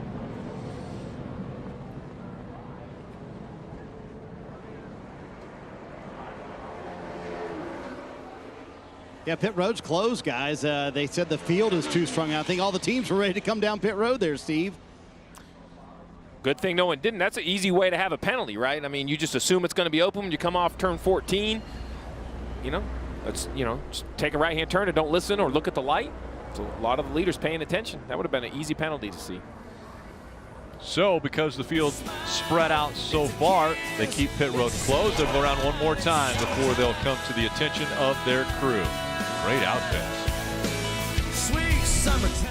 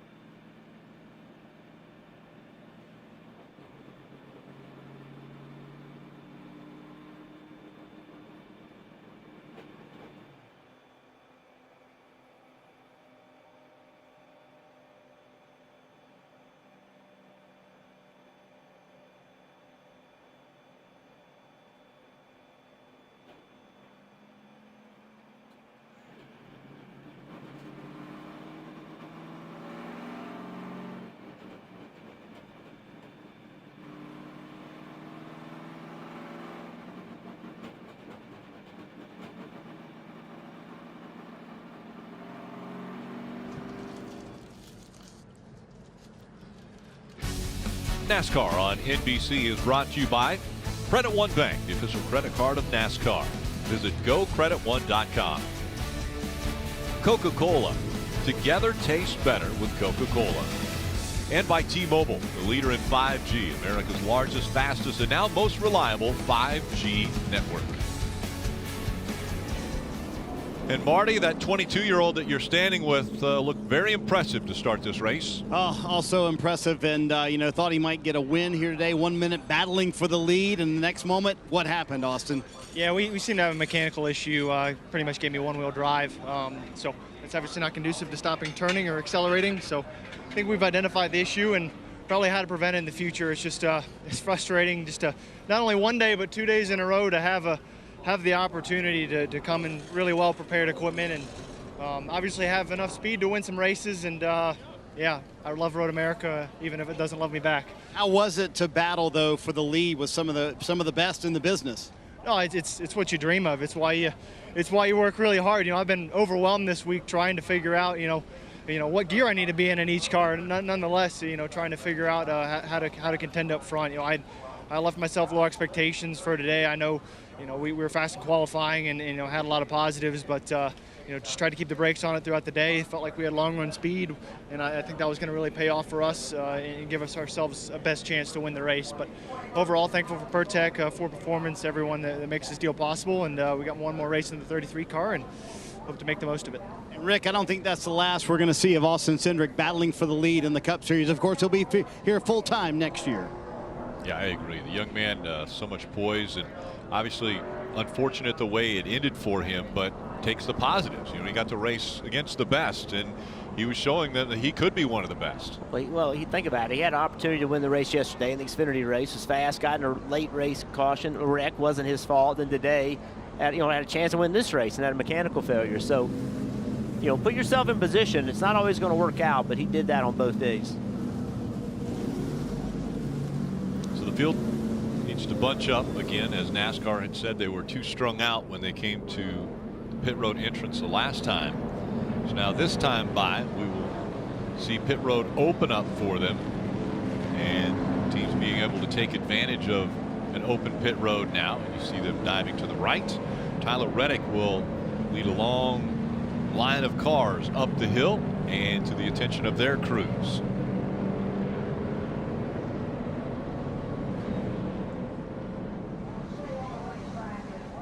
As you said, Tyler Reddick got his first stage win of the year here in the 8 car. The team reminding him, do not pull into the box early, do not go through too many boxes. They've been nabbing drivers for doing that. Do not speed. The risk is not worth the reward. He's been very happy with that car. Just had air pressure adjustments. They're going to do the same air pressure adjustments now for Goodyear tires, Sunoco fuel, Dave. Parker, when I talked to Ross Chastain this morning, he said, I feel like I have a car that I can contend with anyone today. And he's showing that, running third when he pitted for Goodyear tires. He said he just wanted a little tape taken off the front because he knows he's going to be in the back of the pack. That for handling and brake cooling. Meanwhile, William Byron on the right-handers, a bit too free. Doesn't feel like he can put the right rear into the track, Marty. Hey, Dave, with so many playoff points in the bank, you might wonder why Kyle Larson didn't short pit that stage. Cliff Daniels said, I just felt like our long run speed has not been good enough today to do that. So they ran the stage out. He said, I didn't manage the tires very well. That was Larson saying I got too free at the end of that run, just no overall grip. And the pit crew delivered for them of those who pitted. You see that, Rick? They won the race off pit road. Important for Kyle Larson. He'll have the freshest tires and be back out on the racetrack. Kyle Busch, coming before the caution came out for the end of stage 2, is going to be starting up front. It's been a wild day already, and Steve, you mentioned just moments ago, we haven't even got to halfway of this one, so we're closing in on that, and we'll come back for the restart and the start of stage 3.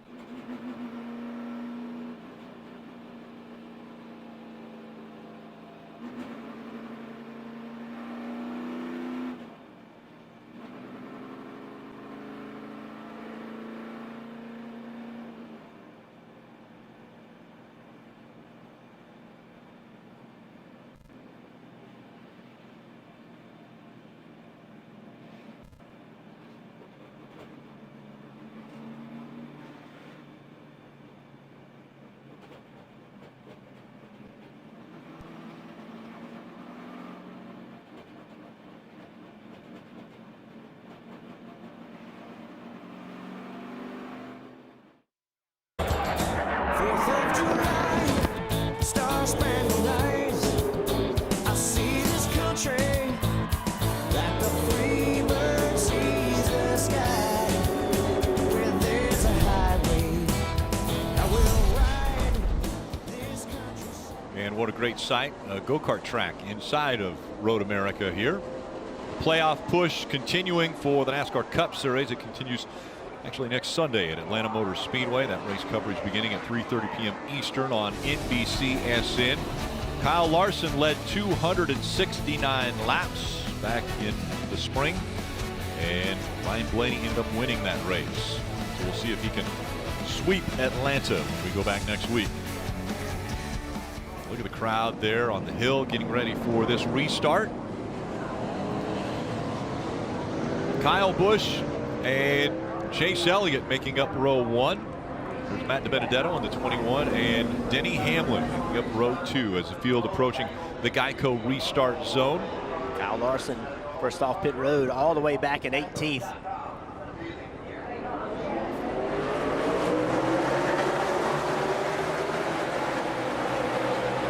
Denny Hamlin a little bit of a shove there for Chase Elliott, but a rocket of a start for the 18 of Kyle Busch.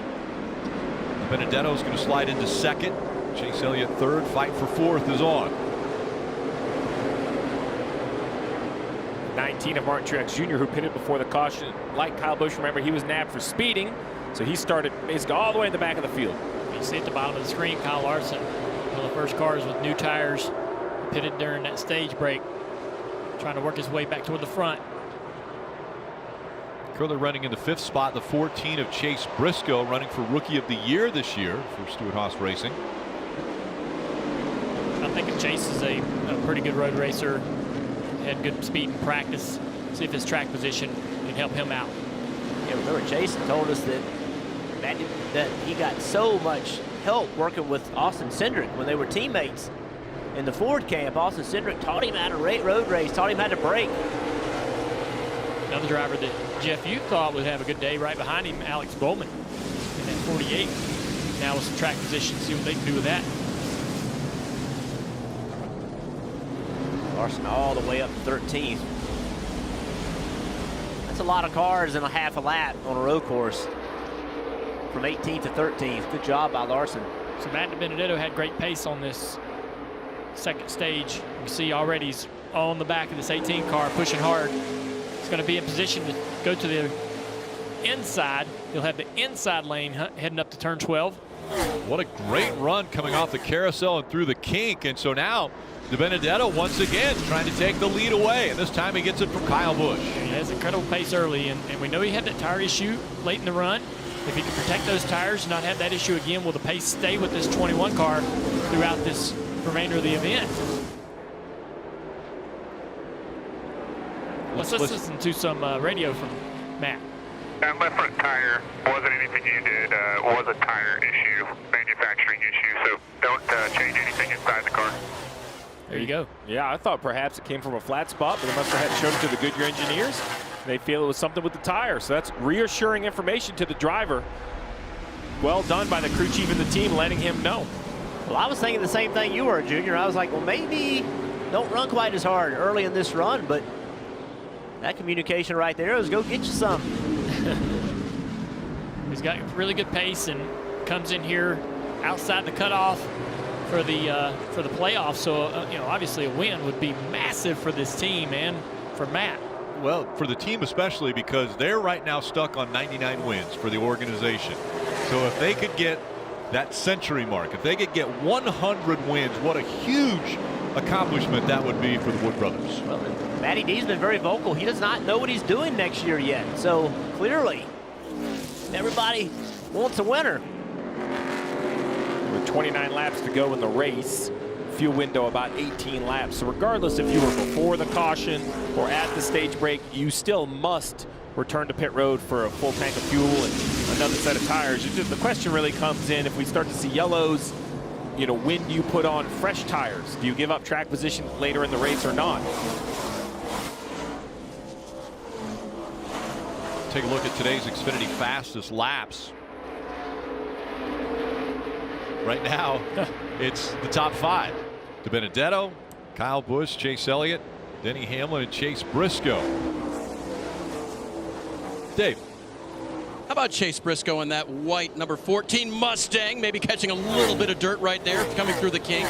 Chase told me this morning, this is the best car I've ever had here. I said, why'd you qualify 31st? He said, well, twice I was on good laps qualifying this race car when the caution came out or the red came out. Those laps are nullified by rule, and so he didn't have a good lap in the 14. He said, I've never felt better about a race car here, and I should be good today. He is. Really the same thing we saw catch Chase Elliott off guard. 2 cars in front of Briscoe. Same situation. Never got that clean lap in for qualifying.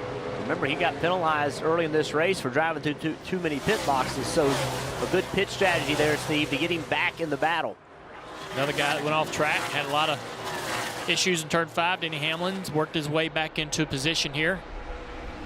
Great rebound from that team. Staying focused. Top 10's full of those good stories, right? You got the 20 of Christopher Bell back there in 7th. He had damage with the 21 earlier in the race. He's back there behind Alex Bowman, and behind Christopher Bell, you got Chris Buescher and Mike McDowell, Austin Dillon. I mean, McDowell, look at the damage. Yeah, oh man, he's got big damage to the right, to the front of that car. Somebody must have checked up in front of him, or maybe a little bit too hard of entering one of the corners.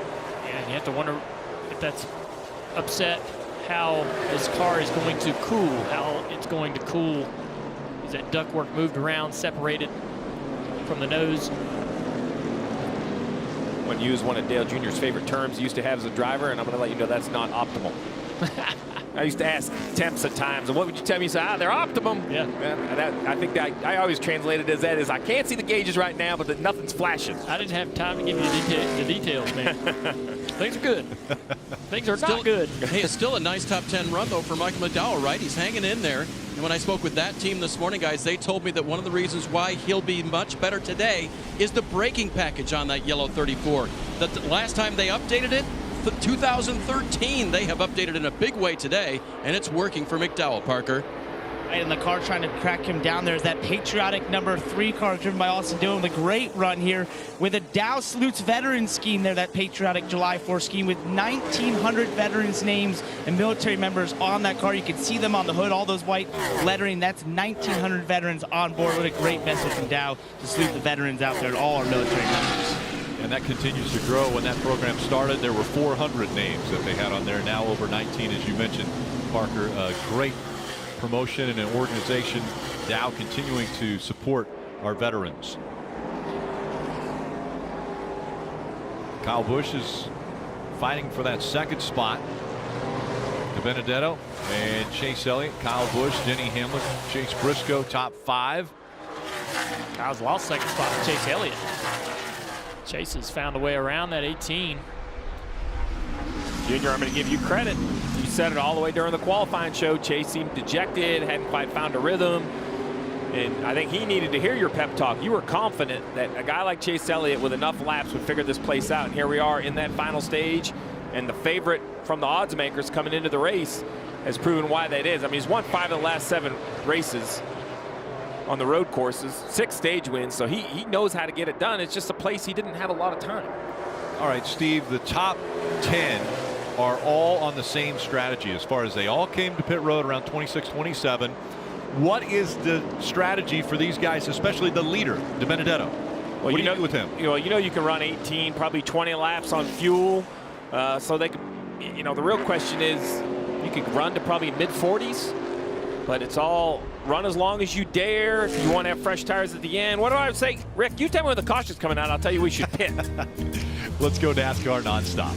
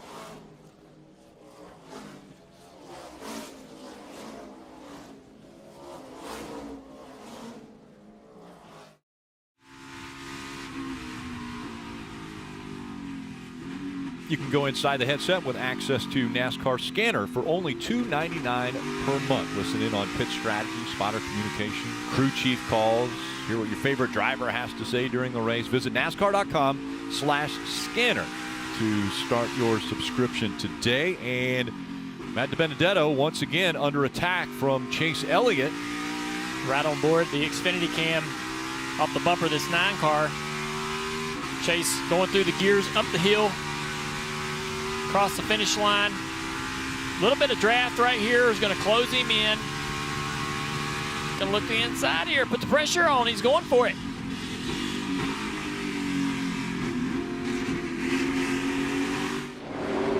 Matt gave him plenty of room. Matt's going to allow him to take the position as they head down to turn 3. Yeah, the last couple laps, the 9 car of Chase Elliott has been about 4/10 a lap quicker. Chase getting comfortable, happy with his car. Bad thing for the rest of the field. He just fixed his seat belt. You must be comfortable when you can adjust your belts while you're racing. Kyle Busch all day long has taken this approach into this corner. Trying to make sure he drives that car perfectly straight so he doesn't lock up the light side of the tire as the car unloads. All day long he's done that into that corner, and it's worked for him. He takes second, looking to sweep the weekend. He won the Xfinity Series race yesterday. So Matty D right now, it's okay, right? You're still in position to win this race. I know you just got passed. It's okay. Do not try to overcompensate right here. Dave. Jeff, there's a couple of reasons why he's running third and not first anymore. 2 of those reasons, of course, are Chase Elliott and Kyle Busch. They're pretty good on the road courses. But also, he says, I'm losing grip in the right-hand turns in this 21 car as the run goes on. And as we know, Road America, 4 miles of it, but there's a lot of right-hand turns, Marty. Hey, Dave, 2 laps ago, Ryan Blaney was running 12th. Now he's 18th. Why? Well, on the racetrack, he had contact with someone, and now the hood is buckled up on the 12 car. Yeah, it's buckled up quite a bit. They have fashioned some bare bond here. Well, that's a big dent, isn't it, Steve, on that 12 car? He had some fairly significant contact. I asked Todd Gordon, who did he hit? He said, I don't know. All Blaney said is we hit someone, so that damage they're going to fix on the next stop. They have asked him, can you make it last 6 more laps? Clearly he can. He said that will get them then to their window to be able to make it to the end. There's that bare bond they have ready when Ryan Blaney does come down pit road. The good news for the 12 is it's dented in a way that I think he still has pretty good vision, although it's not good vision through the dirt and dust of the 1 car right there. But you see it's popped up a little bit where the flaps are, but you know, as long as it stays in that condition, I think it's not going to affect Blaney and his ability to see. About the car he was under. Yeah, that car has some bumper clearance somewhere, some rear bumper clearance. Wow. Kurt Busch trying to work himself back up through the field. Got those stage points. There's a penalty for that. Lining up. He's worked himself back up to 16th. Well, 24 laps to go. I mean, you said it, Jeff. Just remain calm. There's pit stops, probably restarts. There's a lot of opportunities here for this race to come to you or go away from you. Don't make a mistake at this point. Yeah, obviously, there have been a lot of Xfinity races here and a ton of late race cautions in those Xfinity races. I don't know why this race is going to be any different than those. You don't think patience is going to grow as we get closer to the finish? Typically does not. Brad Keselowski coming through right there. Had an early spin. Has recovered well. Back up to the 18th spot for Keselowski, and right behind him, that damaged number 12 of Ryan Blaney. Guys, how about we listen into the sounds of Road America as we're hearing from the now 38 cars on the track.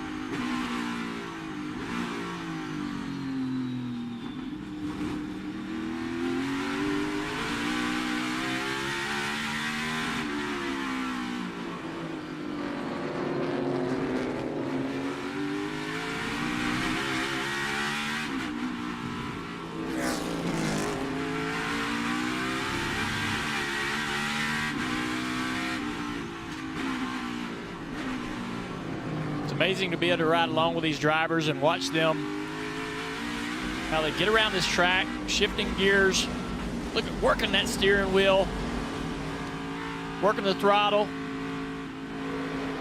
Really, really technical stuff, man, and we're thankful to be able to have these cameras and get this type of access. And listening in to these drivers and how they're negotiating this 4-mile track. Well, it's time to once again take a look at what lap you're on. Lap 40. $444 from Busch Light on July 4th from Busch Beer. Tweet hashtag Busch Light Apple and hashtag sweepstakes whenever Harvick's number 4 car is driving a lap with the number 4 in it. And you could win. You've got 10 of them right here.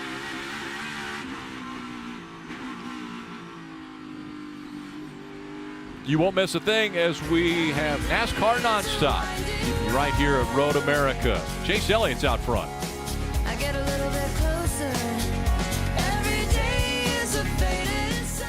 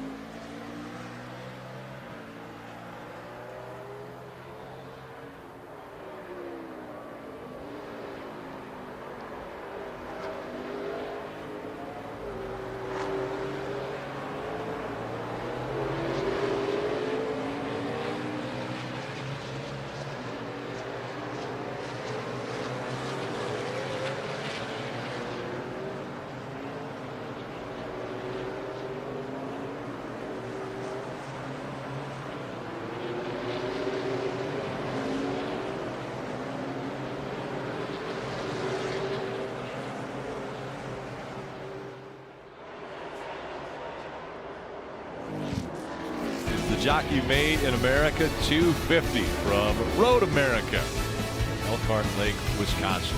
What a gorgeous 4th of July afternoon it is. The fans have shown up, over 100,000 in attendance this weekend for racing. As we see Christopher Bell in the 20 trying to put pressure on that 21 of Matt DiBenedetto. So Rick, I know this might seem silly, but I drove around the golf cart or the track in a golf cart trying to figure if I was a fan, where would I park my camper, Junior? What part of this track would be the place that I want to see this race from? And it's hard to beat this combination here, you know, through the carousel and down this backstretch area. I was wondering if you figured out a place, because I did the same thing. I rode around here all weekend and I kept going, well, that's a nice little place in the shade. Yeah, shade was high on my list. Yeah, so I watched the Trans Am race from that. Here's a Christopher Bell making a run on Matty D. able to clear him. Matty D's car, once again, just not good on the long runs. But I watched the Trans Am race from that Brat beer stand over there where Jack was earlier. They got shade and vending. Nice. It was, yeah, had beverages, food. Big time.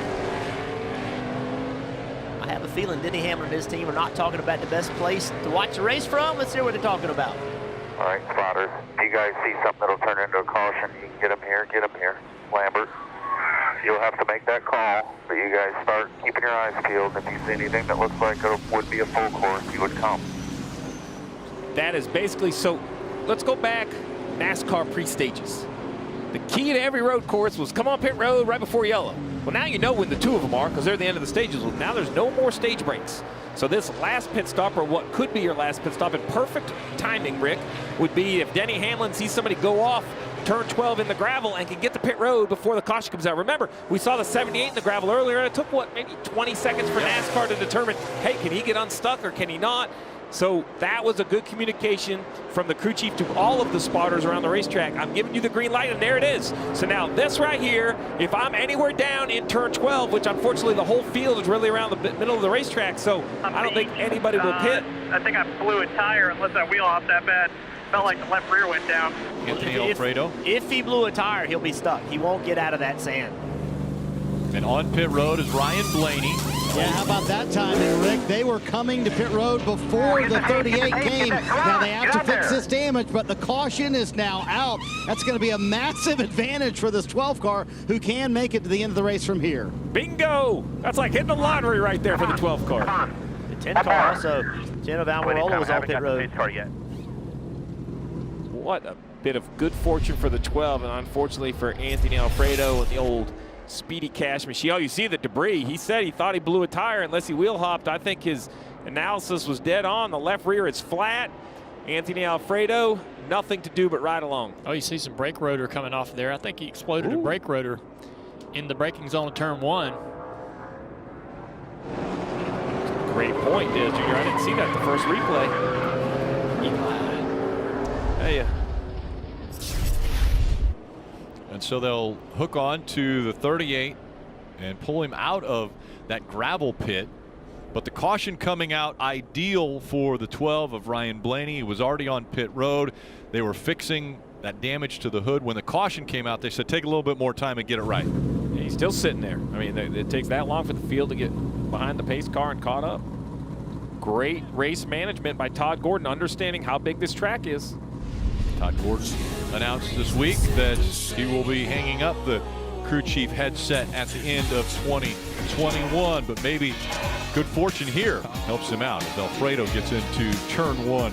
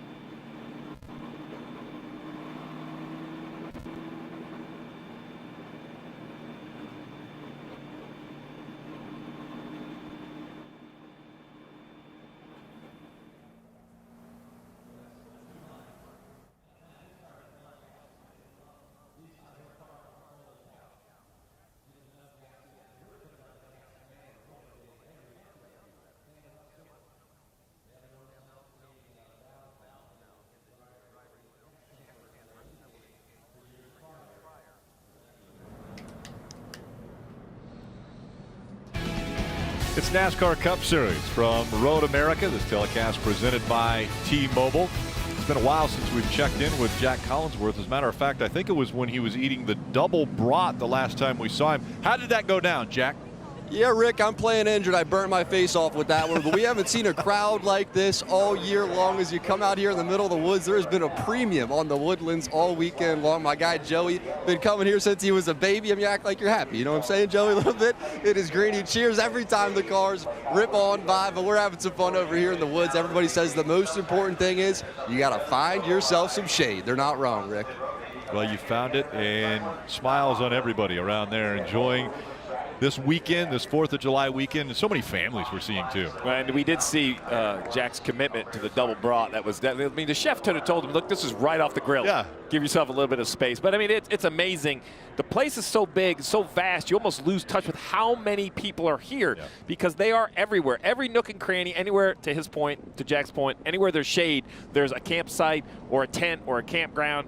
And it's racing country for sure, because you walk around there and you got every T-shirt, every driver's represented. It's a fun crowd. Yeah, and they're getting a great show. I mean, this has been incredible. Obviously, the equipment is trying to keep up with the abilities of these drivers, and we're seeing a lot of, either brake failure. We saw a rear end problem for the 33 team. So I want the race to be safe. I'm not wishing bad luck on everyone, but I will say I love the fact it's a little old school. Remember, the early years of NASCAR, part of your job as a driver was to get your equipment to the finish line. And I believe these drivers have been kind of retaught in the last few years to just go as hard as you can, because these cars will hold together. Not on this 4-mile road course. There's too many opportunities for mistakes by the driver and mechanical failure. So while it is exciting and a little out of the ordinary, I'm enjoying the task at hand for the drivers. All right, Burton Jr., you guys surprised by what we're seeing out of the Cup Series here at Road America? I'm glad Steve's not wishing bad luck on everyone in the race. That's pretty nice of him to do. We saw some of the guys we expect to win this race or try to win this race. Chase Elliott, who's dominated road courses for a while. Those guys are toward the front, right? But the guys we saw early in the race, Chastain, Kurt Busch, Reddick, Larson, they're not really driving back through the field since Stage 3 started.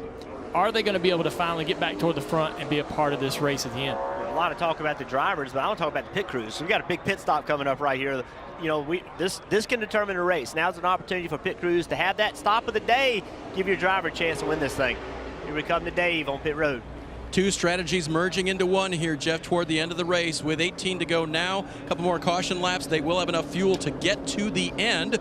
Overtime notwithstanding. It'll be 4 tires and fuel for Chase Elliott. He's asked for no changes on this 9 car, so the winner of 5 of the last 7 on the road course is in good shape, Marty.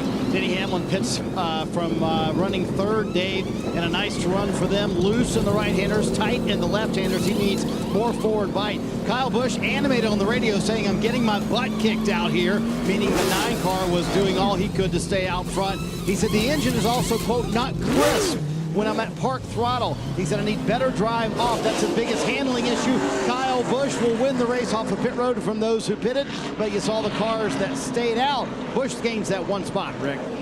Yeah, so his crew did the job on pit road. So we see the 11 also making up a spot. Chase Elliott lost a couple. Kyle Larson gained 5. So wins and losses off of pit road. We'll see how it all shakes out. They'll line back up for the restart when we come back.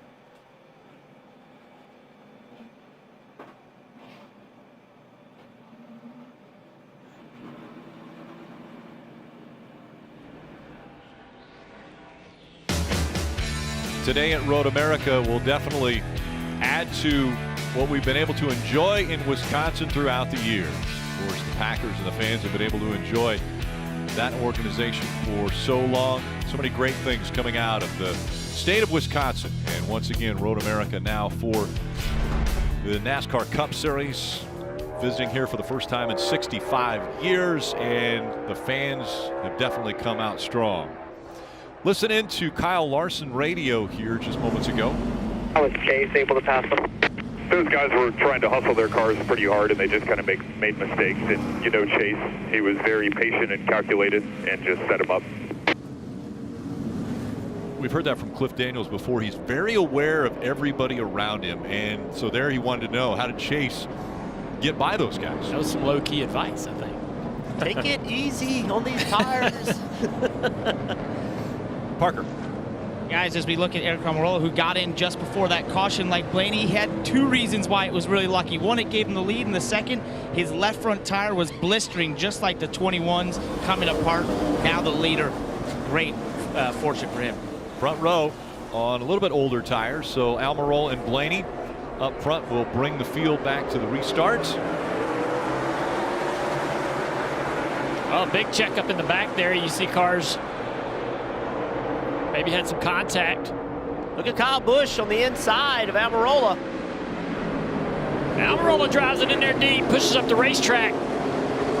Really deep, allowing Kyle Busch to get by the 12 of Blaney. Now it's 3 wide for third, but a chance for the lead. Here comes Kyle Busch once again. Chase Elliott with the momentum down that back stretch, and let's see how he does in turn 5. Yeah, that's great acceleration out of that corner. Remember, this is a left-hander, so you're trying to position yourself to the left side of the racetrack. Look at Kyle Busch once again, that inside lane, just the only one doing that today. Blaney trying to hang on now. He had Almirola to his inside. Now it's Denny Hamlin that's inside of that 12.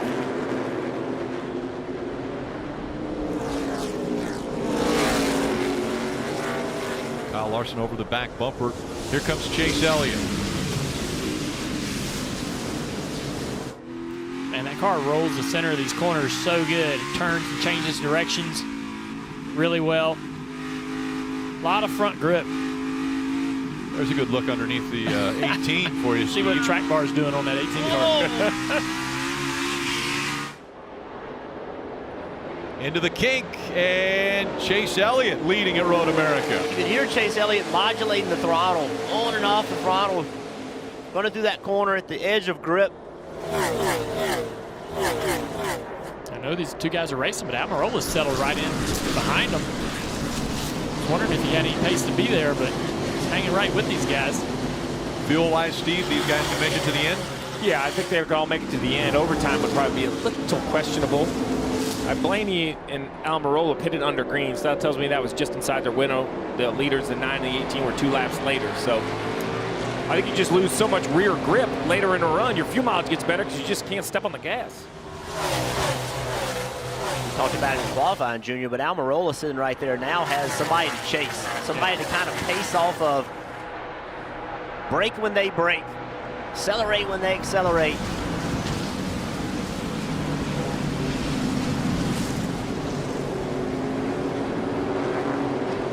Marty. Hey, Jeff, tip of the cap to Todd Gordon and Ryan Blaney. Sitting in 5th right now, Kyle Larson trying to get that spot. But remember, when they made that strategy move, got the fortunate caution, they were running 18th at the time. And see if you can unpack this and sort of explain their day. On one pit stop, on one stop, they took out 4 rounds of track bar. That's what put in 4 rounds of track bar, actually. That's how loose that car was, Parker, as Kyle Larson goes for 5th there. That's a great pass by Kyle Larson, but just ahead of them there, as Jeff was alluding to, Aric Almirola getting to see what these leaders are doing. I was talking to him before the race, and he told me, you know, the toughest part for him on road courses is that he only wants to brake about 80%. He said, I just get scared smashing that brake pedal like you have to, and maybe sometimes when I'm falling, I can get sucked into doing that, and I find a little bit of speed, but when I'm by myself, I regress to just doing about that 80%. He came into this day, he said, I'd be happy if we get out of here with a top 15. Right now, obviously, fighting with Hamlin for this 3rd position. You know, braking is so important. A lot of racetracks we go to, Junior, you know, the teams own you. Get off the brakes, get off the brakes. You know, you're slowing the car down, but on road courses, the longer you can stay in that throttle and get on the brake at the last minute, there's real lap time in being able to do that. When the race is over, your legs, I mean, it hurts. It's crazy. Like, you can hardly walk. That takes that much pressure. I think all the racing that these guys do outside of the Cup Series also helps them understand how to maximize braking. You learn by running in IMSA and the 24 Hours of Daytona that the best time to brake is when the car is going the fastest. It has the most downforce, it's being pressed into the racetrack the most, has the most load on the tires, so there's less likely a lockup or anything like that. So you brake extremely hard initially for the corner, and then you come off of the pedal as you roll into the corner. Marty.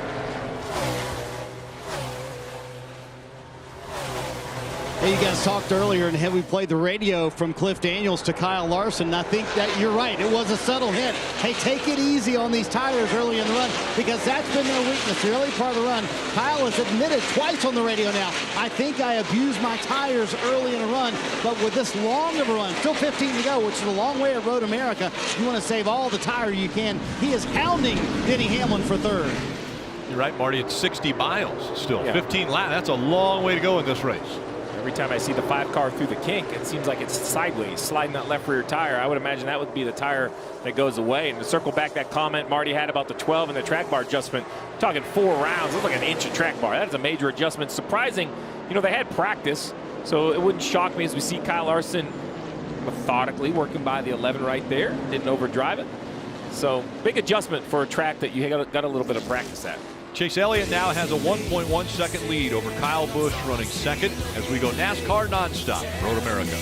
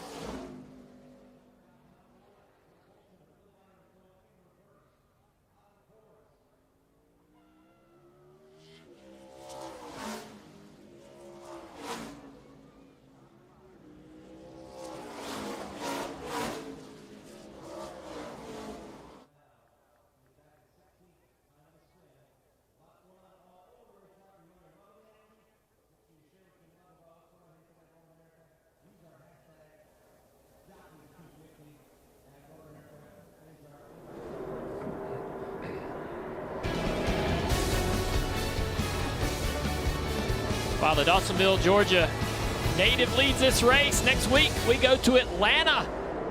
One of my favorite tracks on the circuit, the Xfinity Series race on Saturday. Sunday, the Cup race. Countdown to Green starts at 3 p.m. Should be a lot of fun, Jeff. That was a fun racetrack, man. A lot of grooves, running all over the place, wore out slick. Yeah, slip and slide at a high rate of speed. Remember, Larson dominated that race. Blaney passed him with 9 to go to win the race in the spring. Wouldn't surprise me one bit to see a late race pass next week as well. Dave, what do you have on Chase Elliott? Well, Jeff, when I spoke with him this morning, the first thing he said was, we are not good, and you can report that. Okay, they weren't good, and it was because Chase said, I couldn't find my rhythm at this place. Practice was a series of short runs. There were stoppages as cars went off or had damage, and he never had a chance to really get the feel for this place. But once the race opened up today and Chase began logging laps, he began to find his pace and his rhythm, and he's found it here at the end. Alan Gustafson has put him in good position, obviously strategy, and no changes on that last stop. Has a 9 right where he wants him to be. We saw it nonstop, the 24 car William Byron off the racetrack. Looks like he gets too deep into turn 5. Not going to drive through the sand, so he's going to try to figure out how to turn around. Looks like he just kind of got edged off the racetrack by Austin Dillon. All right, let's not put ourselves out of the race here, Tab. Let's make sure we're taking care of our stuff and hope for a caution. So that's after the fact. Hey, settle down. Let's wait for a yellow. Regroup. Don't do anything crazy. Don't make any more mistakes that are going to compound the problems. You could try to throw a little bit of a Hail Mary. You said wait for a yellow. You know, run to like, say, 10 or 9 to go, and then pit and put on fresh tires. He's not going to run anyone down, maybe 1 point back there. But pit, put on fresh tires, and then hope you get a yellow and hope the guys in front of you think they need to come get fresh tires. That's about the only way I can see the 24 cycling it back towards the front of this field. Parker. Well, guys, if we look at the top 5 right now, one driver that sticks out to me is Christopher Bell. What a great run for him in 4th place right now. Remember, he won at the Daytona Road Course, but came into this race without having a top 5 since April. Talking to Adam Stevens, he said, you know, our year has just been hit or miss. Even when we're in position, things just seem to fall apart. We need a solid run here, and we think we can get it as he gets right on the back of Kyle Larson there, looking really strong, that 20 car, Murray. Yes, teammate Denny Hamlin is behind him, and he said, what a recovery for that race team, sitting in the 5th position. They had the off-track excursion as Bell goes for the pass on Kyle Larson, and then they also had the brake issue. But when Larson passed Denny Hamlin earlier, he said, man, they are absolutely killing us when it comes to motor. That ECR Hendrick combination, no doubt the horsepower even showing up here at Road America. Definitely going to show up on those tracks like Pocono, Road America that have the long straightaways, acceleration through the gears. A lot of people talk about what the advantage is that Hendrick has found. Well, all the Chevrolets seem to be running better. So I think it's a little bit of aero, and it's definitely some power under the hood. 20 looks a little quicker than the 5 and just a little more neat and tidy, Jeff. You know, we keep talking about how the 5 perhaps abuses his tires a little more. Well, visibly, the 5 definitely looks like it's sliding the back of the car around in certain areas where the 20 is able to drive much straighter on corner exit and on corner entry. And sometimes you think that's driver style, but in many cases it's just the grip in the car. You know, some setups, some cars make more grip than the others, and if you want to try to keep up with them, you have to push your car really hard, and that forces it to slide around, and that's what kills tires. At the bottom of the screen, turn 6, saw the 48 of Bowman there. You see him back there, kind of taking it easy. Hasn't really been up front all day long. Haven't talked about him much, but he's just been methodical, taking care of that car. Kind of closing in on these guys. Marty Jr. I checked in with Greg Ives a moment ago. Remember, they had that overheating issue, or just kind of ran hot earlier in the 48. Once they pulled that tape, it's been fine. I said, how's the handling been? He goes, that's been okay. Actually, that last run, Alex, the tightest he had been all day long. So they made a pretty big swing here, trying to free him up. This would be his 5th straight top 10 at a road course. Kind of an under-the-radar road course racer, but Alex Bowman getting it done when it comes to results at the road courses. I agree, under the radar. Just doesn't make a lot of mistakes. Hardly misses corners, slides tires or anything like that. Just real tidy and clean. all day long. Smooth. You know? Yeah. He's a really smooth driver. When he first started working with us at Junior Motorsports, that was the first thing I noticed about him was how smooth he was. He could run the same lap over and over and over, matching his corners perfectly. Great little driver.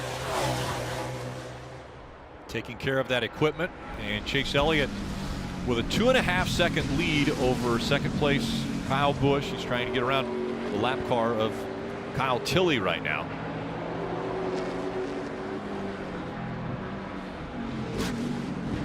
Third place Kyle Larson cresting the hill coming down to turn 3. Christopher Bell looking to the inside, trying to take that spot. That was a late move by Bell, and Larson, good for Larson to be watching for that. Bell slipped to the left rear getting down in there, but he has more pace, and now Larson has to wonder if he fades back to this 11 car. And is Larson saving anything, or has he used that car up again on the long run? I just think they can't make it work on the long run as Denny Hamlin's going to go for the spot here. I mean, he's done everything he can, and they've reminded him, Cliff Daniels almost every lap, don't abuse it, don't abuse it. But no matter what he does, just seems like they don't have longevity in that 5 today. That's frustrating when nothing you do as far as a driver helps save the car or make the car better on the end of the run. There's a lot of racetracks where you can try to back up, not run as hard in the first 10 laps. Nothing seems to be able to affect this 5 car for Kyle. I know he's probably in there making those adjustments. The best thing to save tires is a great setup. Yeah, good point. It's hard to overcome it. That's a good point. Denny Hamlin up to 4th now. So it's Chase Elliott, Kyle Busch, Christopher Bell, Denny Hamlin, Kyle Larson, the top 5. Alex Bowman, mentioned him moments ago, in 6th. Kurt Busch into 7th. Chase Briscoe, the highest running rookie of the year contender, is 8th. Eric Almirola 9th, and DiBenedetto in 10th. Larson got through the kink, or Denny Hamlin didn't. I'm not sure which, but I think Denny didn't. Had a little bit of an issue there. Gives that spot back to Larson now. Bowman back here trying to figure out how to get by both these guys. I think he has a little more pace than both of them. And then behind them, Kurt Busch closing in on this group in that number 1 car. There's Kurt running in that 7th position, trying to close the gap just a bit. Chase Elliott, Kyle Busch, 1 and 2 at Road America. We go NASCAR nonstop. Had a million nights just like this.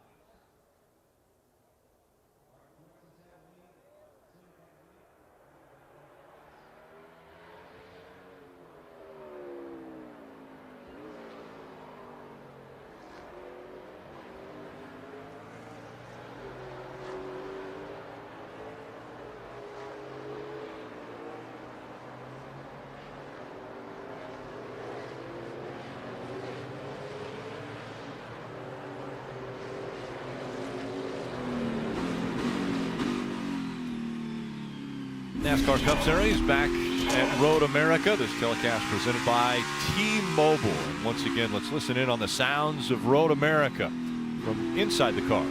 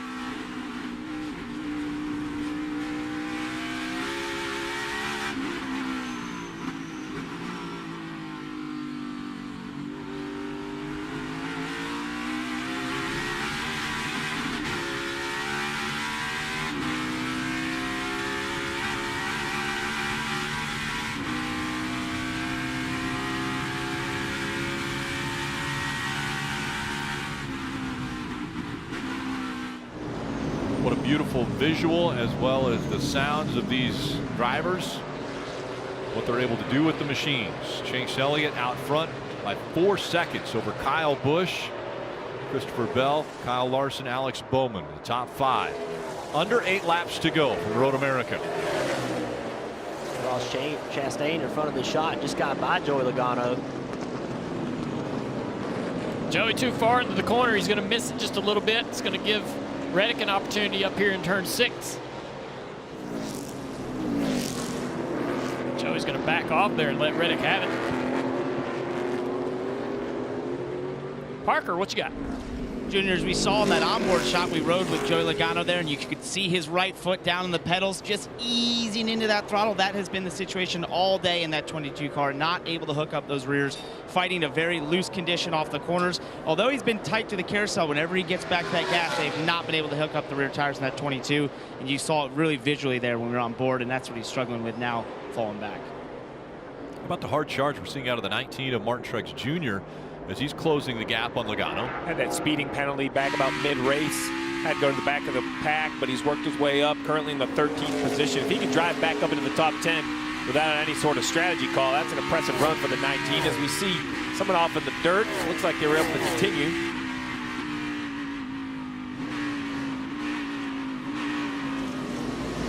See the foot cam. Oh, the 8's now off the track. Every lap, somebody's going to make a mistake. And Joey's driving up through here into turn 14. Pumps the brakes real quick. Got Truex to his inside. He's going to ease that throttle down. It's trying to spin the tires. That's a lift every time to shift. Watch this little pump of the brake right here. Maybe a quick tap and hard into the brake zone of turn 1 right there. That's a security tap. Yeah. I just know I have brakes.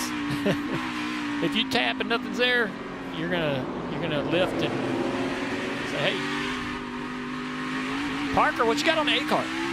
Well, as we saw him go wide there, we talked about Joey Logano struggling to put the power down in that 22 car. Well, for the 8, it's the opposite. He's been struggling to actually stop that 8 car as of late. In the last couple laps, he's come on the radio complaining of big brake fade, and we knew this would be a subject coming into this race as we get in these waning laps. It's one of those situations for a lot of these drivers and teams.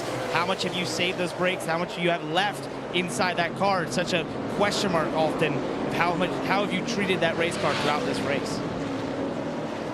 We've seen a couple cars come to pit road, the 6 of Ryan Newman, the 24 William Byron. And I think that's just a little bit of a hope for strategy. Catch a yellow, now you can stay on the racetrack with fresh tires, because with 7 to go, guys, if the yellow comes out right now, normally we talk about road courses, once you have track position, don't give it up. But with the tires, the way they fall off, and a 4-mile racetrack, I believe these tires, or these drivers, are going to have to get some tires if the yellow comes out, Dave. I would think so, Steve. We've seen that before here in the Xfinity Series, and certainly the Cup teams watch the strategies that happen there late in the race. Look at that blue and red 19 car of Martin Truex Jr. talking to his team earlier today. One of the strengths that they said this guy always has at the road courses is how he takes care of the equipment. You mentioned that earlier, and how this one is good to the end. But all that driving through the field he's done since the penalty on pit road, that has been impressive. Not only does he take care of stuff, he's extremely fast, and Truex is making something out of nothing here today at Road America. Yeah, I'm going to tell you who else is fast. Ross Chastain, since his restarts, picked up 10 spots. There he is right here. He's run Matty D down. He is the only one right now that, he's the second fastest that lap. Still not the pace of Chase Elliott, but he doesn't have the track position that Chase Elliott has either. Ross Chastain, the second fastest that last lap. He has come through the field. And the car that was the fastest was Kurt Busch, and we saw this earlier in the race. These two cars set themselves apart from the field in long-run pace. Whatever Ganassi's doing at these road courses, we saw it at Coda with Chastain, had great speed there. Shows up again today, both these cars really fast. There's some spots in front of Kurt Busch, as you mentioned it, and some spots in front of the 42. I think both can improve. Yeah, Kurt Busch has Hamlin, Bowman, and Larson in his vision. There you see that is under 6 laps to go from Road America. Chastain is, Oh, the 5, the 48. Oh, no. He collects the 5. Teammates. Down. Unfortunate for Kyle Larson, but a mistake there by Alex Bowman spins his teammate. Junior, you saw it coming before they ever made contact. The 48 was just in way too deep. Stop this getting in the front. I think the 48 may have had some wheel hop or just cooked the corner. Out of brakes. Out of brakes. Let's see it. Pushing really hard late in the race. I think he's... Yeah, he was not trying to make this pass. That's too far to come from behind. He had trouble. You heard him say out of brakes. Clearly just was not expecting to have that little friction getting into the corner. A little bit of contact on the quarter panel for the 48 there as he comes around the 5 here. Watch that. Boom. Pretty hard damage. On top of that, there's still 6 laps to go. Yeah, look at the tire rub now. Oh, no. Yeah, that's pretty severe on the... And he's going to have a hard time making that work all the way to the finish. Sheet metal rubbing against that right rear tire. What do you do, Steve?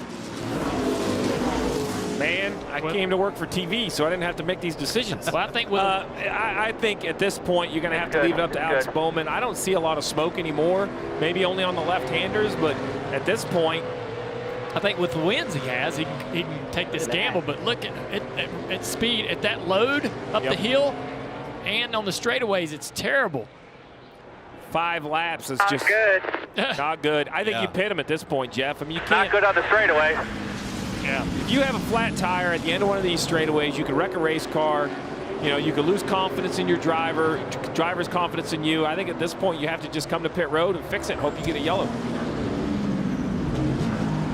How aggressive do you try to defend the 11 right now? Not at all. I mean, you're just trying to get home without giving up a ton of track position, but I would think you'd not be thinking about this 11 car at all and just wonder if this thing is going to try to clearance itself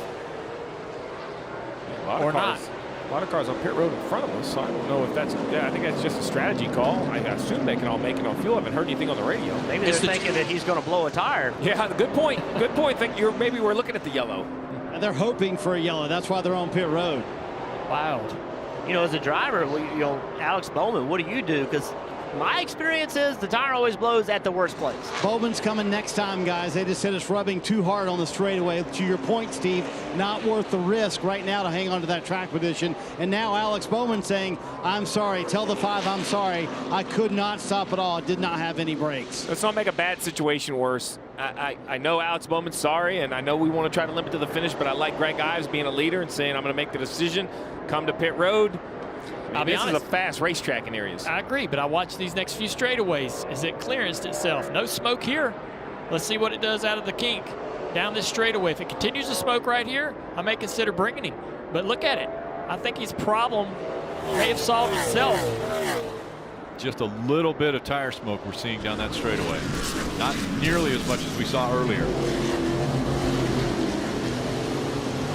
But how much wear has it done to that tire? Look at this.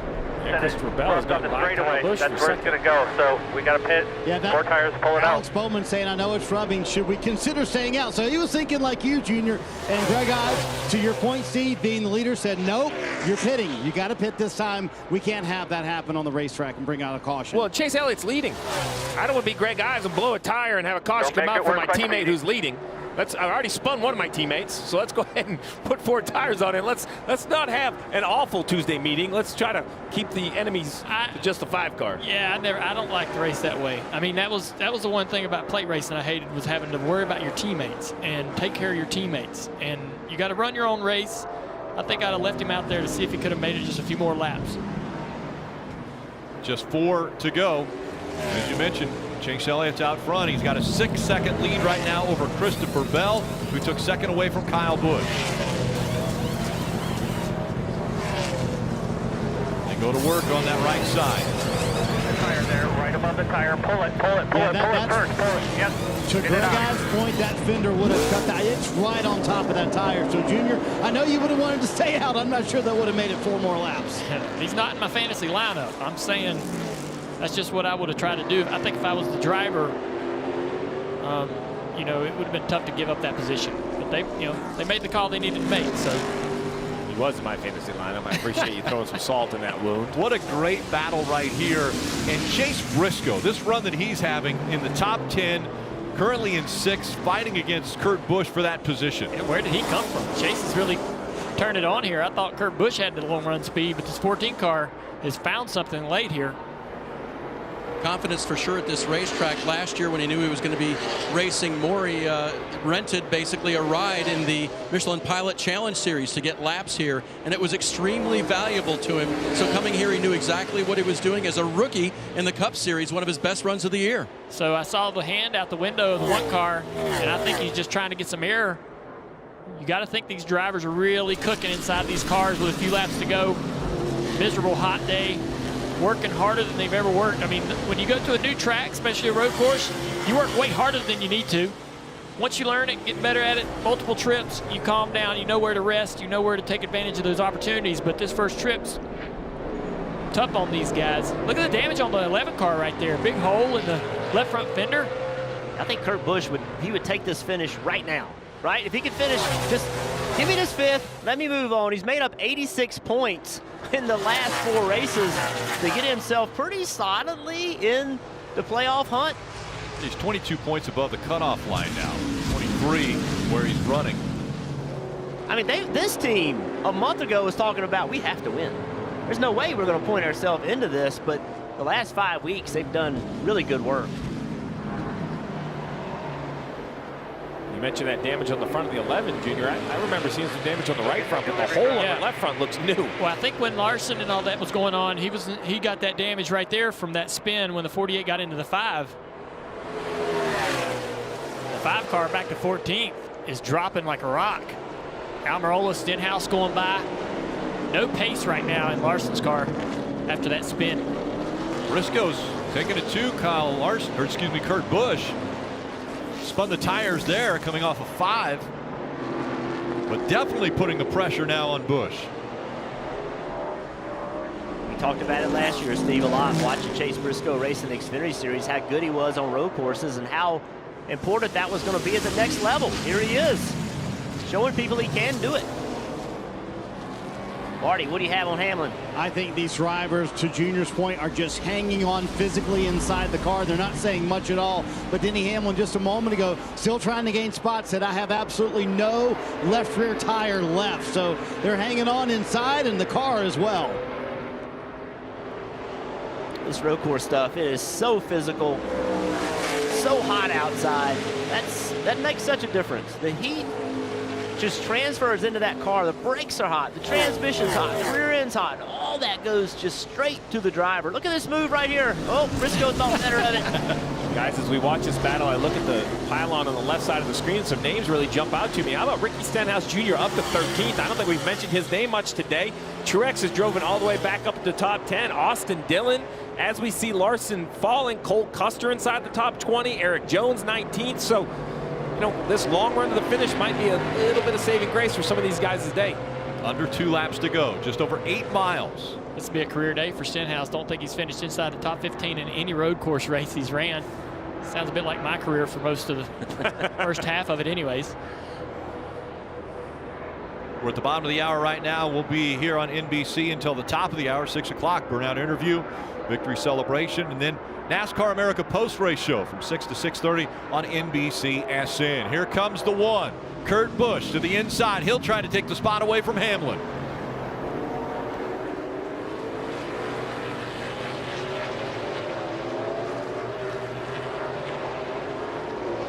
Kyle Busch running third. Kurt Busch fourth. Hamlin fifth. Chase Briscoe sixth. We'll see if Chase tries to be aggressive to take that spot away from Hamlin. Under 2 laps to go. Hard into the turn. He's able to hang on to it. Nobody right behind him, so no loss. That tells you right now that's the toughest corner for the braking zone. I've talked to Cindric and other drivers, and they all say no corner's harder to get down into without mistake. These drivers are starting to find that limit, stepping over it every once in a while. Chastain right behind Briscoe, thought he was going to be settled in for a 7th, and now he's thinking, well, I don't know. Now maybe I can get 6th. The drivers are give out, brakes are give out, tires are give out. Kurt Busch out there, we talked about him, 42 years old. I'm not. Bring it on. Taking it to these young guys. Look at him. He's hot. Yeah, he's got hot. his hand out the window. He's like, man, he's trying to do anything he can at any moment at the track to get a little air inside there. Even with a couple to go, you really push yourself to the limit. You tax yourself to that last lap. You use everything you have up. It is amazing when you put your hand out the window how much air just comes dumping into the cockpit. That leader, the 9 of Chase Elliott, Rick, turns through turn 14 and climbs the hill back here to the start-finish line in front of us. Up the hill he goes, and now 1 lap to go, presented by Credit One Bank. Chase Elliott has almost a 6-second lead over Christopher Bell, running second.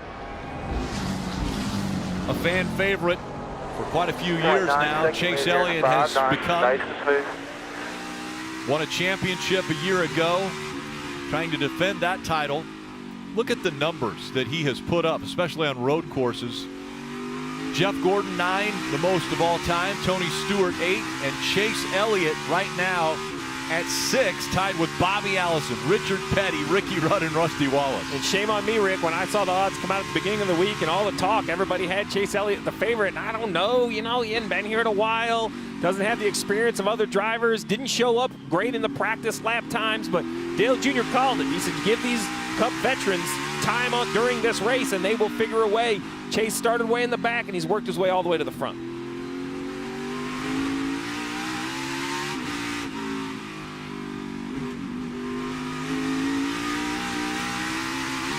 Dave Byrne mentioned, as we're listening to Chase Elliott, the way he works his way around this racetrack, Dave mentioned rhythm. That's what Chase was talking about. He wanted to find that rhythm as he works his way through the carousel for the final time.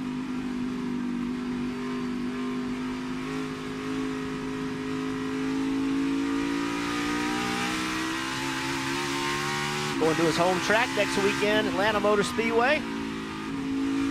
How careful he's taking it, not touching the curbs, not even really using the maximum amount on corner exit. 6.5 second lead. Now it's do not make a mistake. That's right.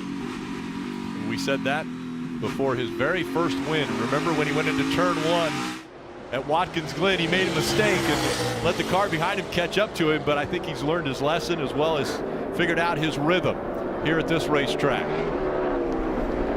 Coming up to turn 14 for the final time, and the crowd here at Road America appreciative of what they have been able to see out of the reigning champion of the Cup Series. It's the 7th road course win. Chase Elliott wins at Road America. Great pit stop. Christopher Bell coming home in second, a great finish for him. Kyle Busch is third. Brother Kurt Busch will finish fourth. Denny Hamlin in fifth. Great drive, great Briscoe stop. does a good job holding off Chastain for sixth. Tyler Reddick rebounds. So does Truex. Top 10 finishes. Matt Benedetto, strong all day long. Another top 10 finisher today.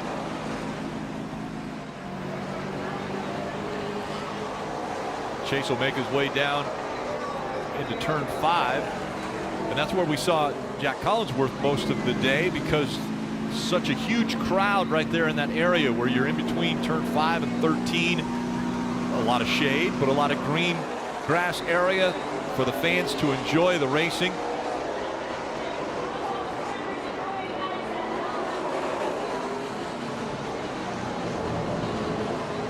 Again, a reminder, we'll be here till 6 o'clock on NBC, so to the top of the hour, and be able to enjoy Chase Elliott's interview, which will happen here shortly. NASCAR America will have post-race from 6 to 6:30.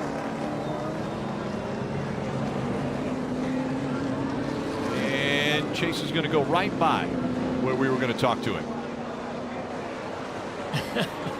Right on by. Yeah, man. He wants to wave to all those fans, Rick. I mean, there's 4 miles of fans out here. It's a new racetrack, new things. Not sure where to go. Probably hadn't even put much thought into where Victory Lane is at. Just did everything he needed to do right to get to the checkered flag. Be afraid to think of that in advance. That's right. Yeah. Jinx you. Yes. But it's great. He's thumbs up, waving to the fans all the way around the racetrack.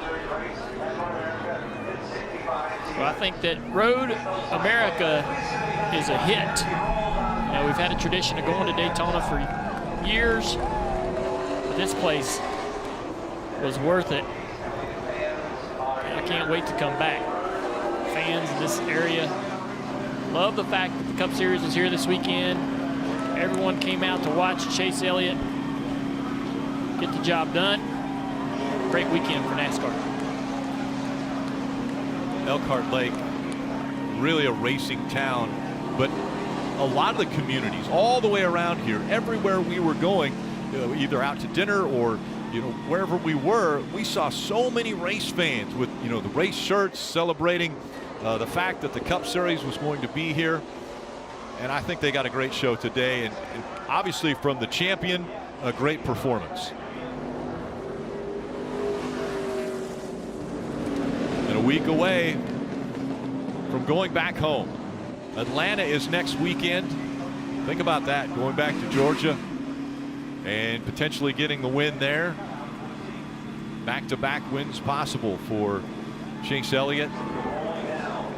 Not only a big win for Chase Elliott, but the field continues to shake its head about Hendrick Motorsports' dominance this year.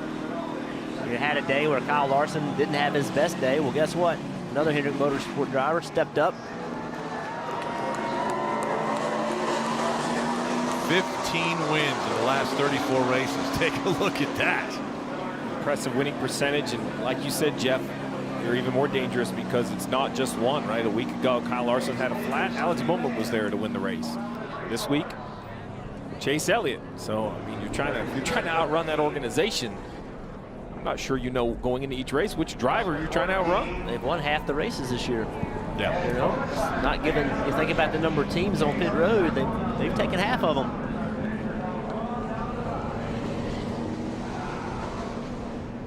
And on top of that, Alex Bowman did not get to finish.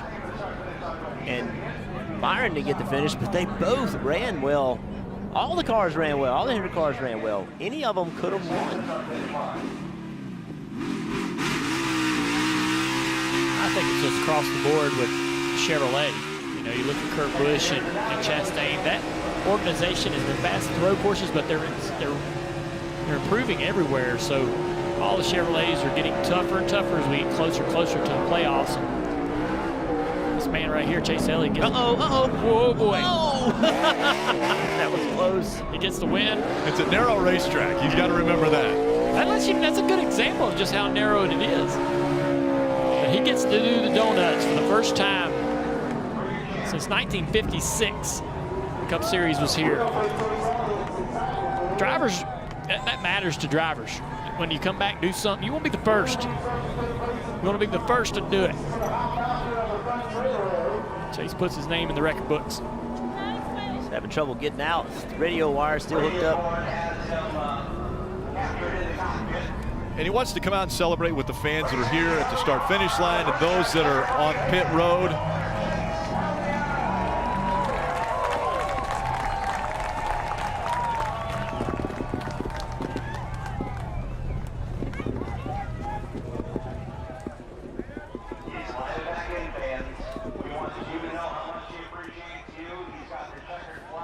He climbs back into the car. He's going to drive back around to turn 5. That's where we'll be able to chat with him. But definitely, the fans love this champion. He gets the win at Road America. He celebrates all the way around the racetrack with every fan that's here. This team has to be excited about what they've got in defending this championship. Second win already of 2021. And we will hear from the reigning champion and now the winner of Road America when we return.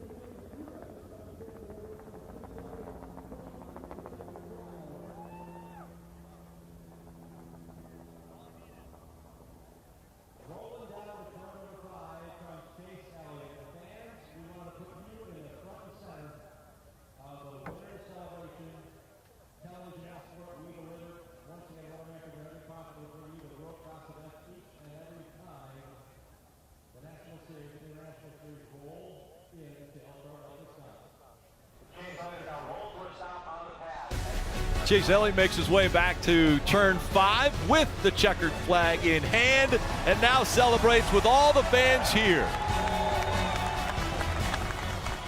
Again, we'll be with you until 6 o'clock here on NBC and then from 6 to 6:30 on NBCSN.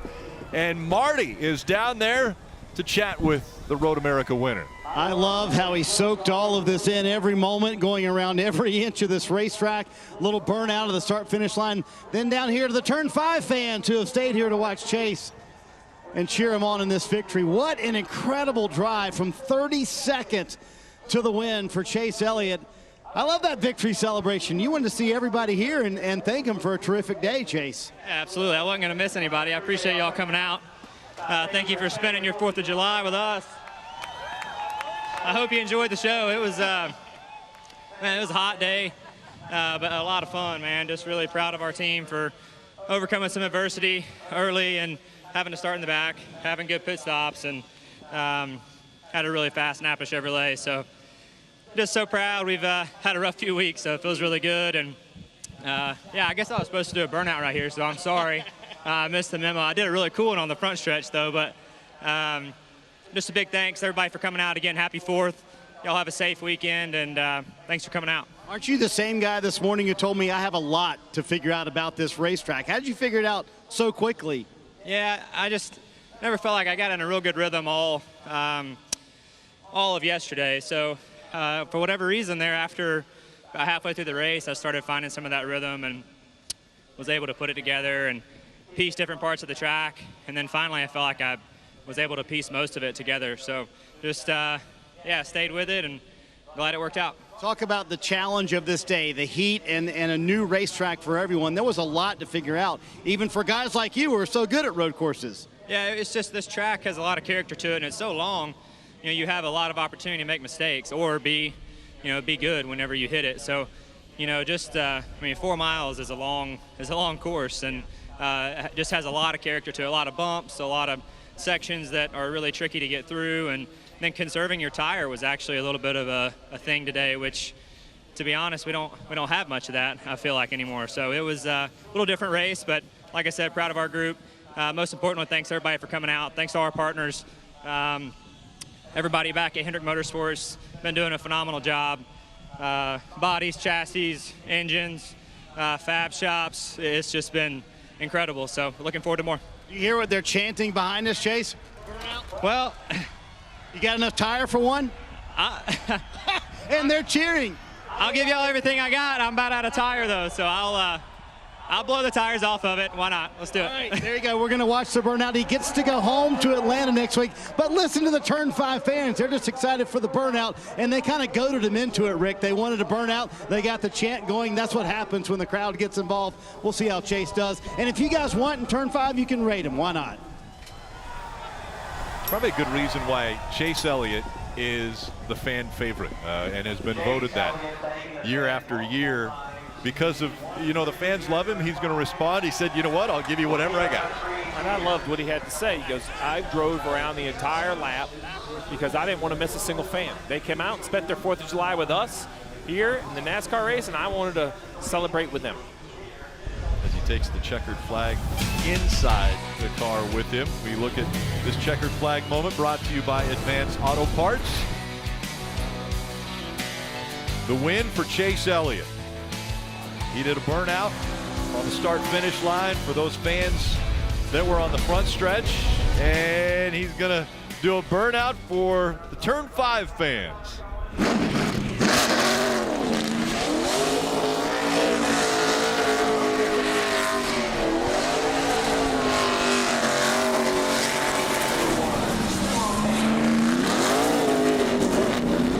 He gave it all. The right rear's gone, now the left rear's gone. He's going to need a push back to the garage. That's awesome. The fans cheered. Chase delivered. Peer pressure. He's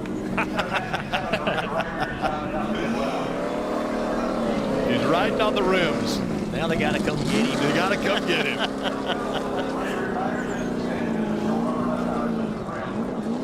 I think victory lane's going to be delayed, Rick. Yeah, it I don't is. think he's going anywhere anytime soon. He's going to need some help, but that's great. You know, the fans, they were chanting. They wanted to see it.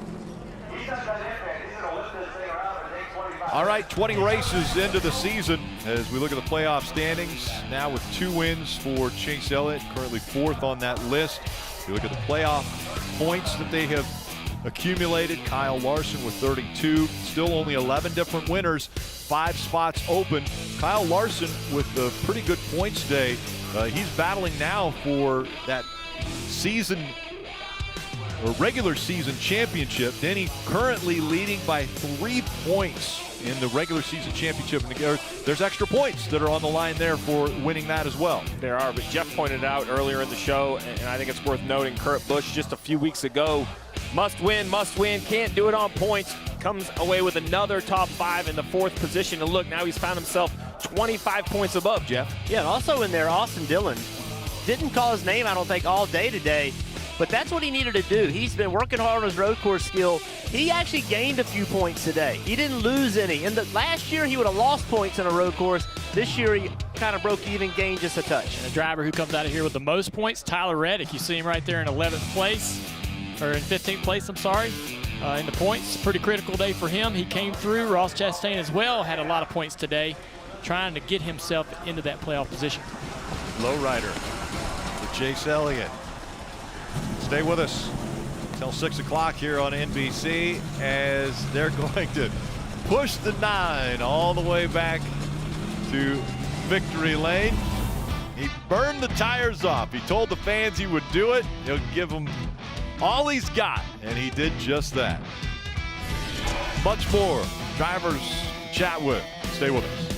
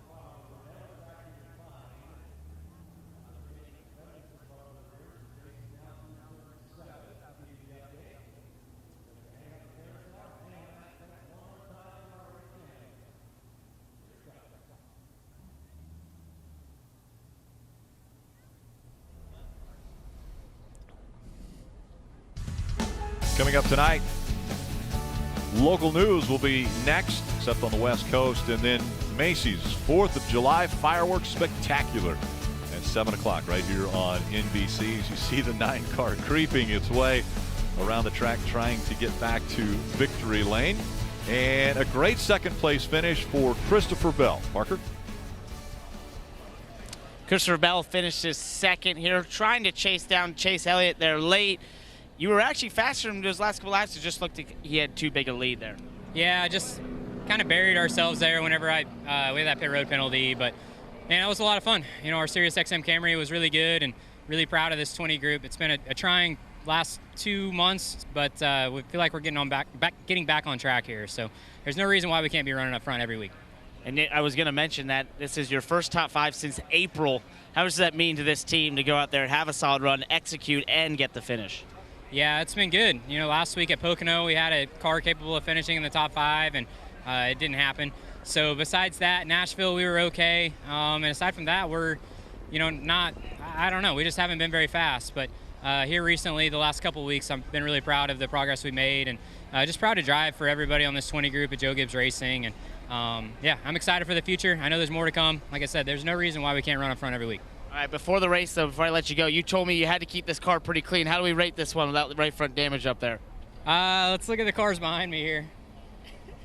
I don't know. I think it's pretty good. It's solid. Not 100%, but pretty clean. That's a clean one and a second place finish for Christopher Bell. And anytime you have a smile on your face at the end of a race, you've got to feel pretty good about it. A second place finish for Christopher Bell as we see the 9 still creeping around. But take a look at Chase Elliott's day. Remember, it started off in qualifying when he didn't have a good qualifying run because of the situation with the cautions coming out, so he had to start in the back. Yeah, he didn't ever get a qualifying lap in, started in the back. It was clear early that he had a good car. We weren't sure how good, but he could pass and work his way up through traffic, doing a nice job of talking about keeping the car clean. No dents on the 9 car. One of the things that I saw about Chase is how well he took care of his tires, took care of the car, stayed pretty much off the curbs, looked the smoothest out of all the drivers out there. He saw other drivers run really fast early in the runs, but Chase always came on at the end. this has to feel good for Chase Elliott. Larson with all those wins. Alex Bowman has more wins than he does now. He's starting to rack them up as well. Defending champion. You want to be the biggest winner at your company for sure. So now 2 wins in the 2021 season for Chase Elliott. And when you think about Chase Elliott and Hendrick Motorsports really on a roll right now, so much success. But Chase Elliott has separated himself from the field as far as a road course racer. Now he's 3rd all time as far as wins on road courses, behind Jeff Gordon and Tony Stewart. Yeah, no doubt. And we have Indianapolis and we have Watkins Glen still coming in the summer, so there's available wins there. We're going to see the Roval deep into the playoffs. I think for Chase Elliott, there's zero question of what he can do with the road courses. What we're looking for the 9 team now is, can this be kind of a launching point or a jumping board to improve some of his oval track speed? The 5's been good, the 48's been good, the 9 hasn't been bad, but the playoffs only have 1 road course in it. So he needs to try to find some of this magic, and it is magic on the road courses for the ovals. But right now, enjoy it. Celebrate it. Know you have 2 more coming this summer. Drivers, how do you get so good at one discipline? Right now we're seeing Chase Elliott dominating on the road courses. I wish I knew. I mean, you know, it didn't come natural to me. And I think road course racing is something you have a feel for it, or you have to learn how to do it. And those guys that have a natural feel for it, it feels normal, and they work to get better, those are the ones that are the best. So, you know, Chase Elliott has proven, you know, he was the quickest guy to get to 7 wins on a road course. He's 25 years old. A long history, a long career ahead of him, a lot of wins coming. I think you got to credit Alan Gustafson and that team, too, for giving him a car, because you know, Jeff, as well as I do, that you don't know what you need, right, around a road course until you've drove a car that does all the things that you need it to do. Then you know oh, this is what I should expect out of a car. I didn't know the car was capable of this or that and the other. And so them giving him the car to compete and him learning how to take that car and do the job with it is pretty impressive all across the board for that whole team. But, I mean, Chase is just an incredible talent, and he adapts to anything, any type of racing, and we see him going outside of Cup racing to try to learn more about how to be a better overall racer, dirt, no matter what it is. And on top of that, just always the same temperament. I think emotionally, he's just prepared for the bad moments, the great moments. He's always the same guy. I think that serves him well.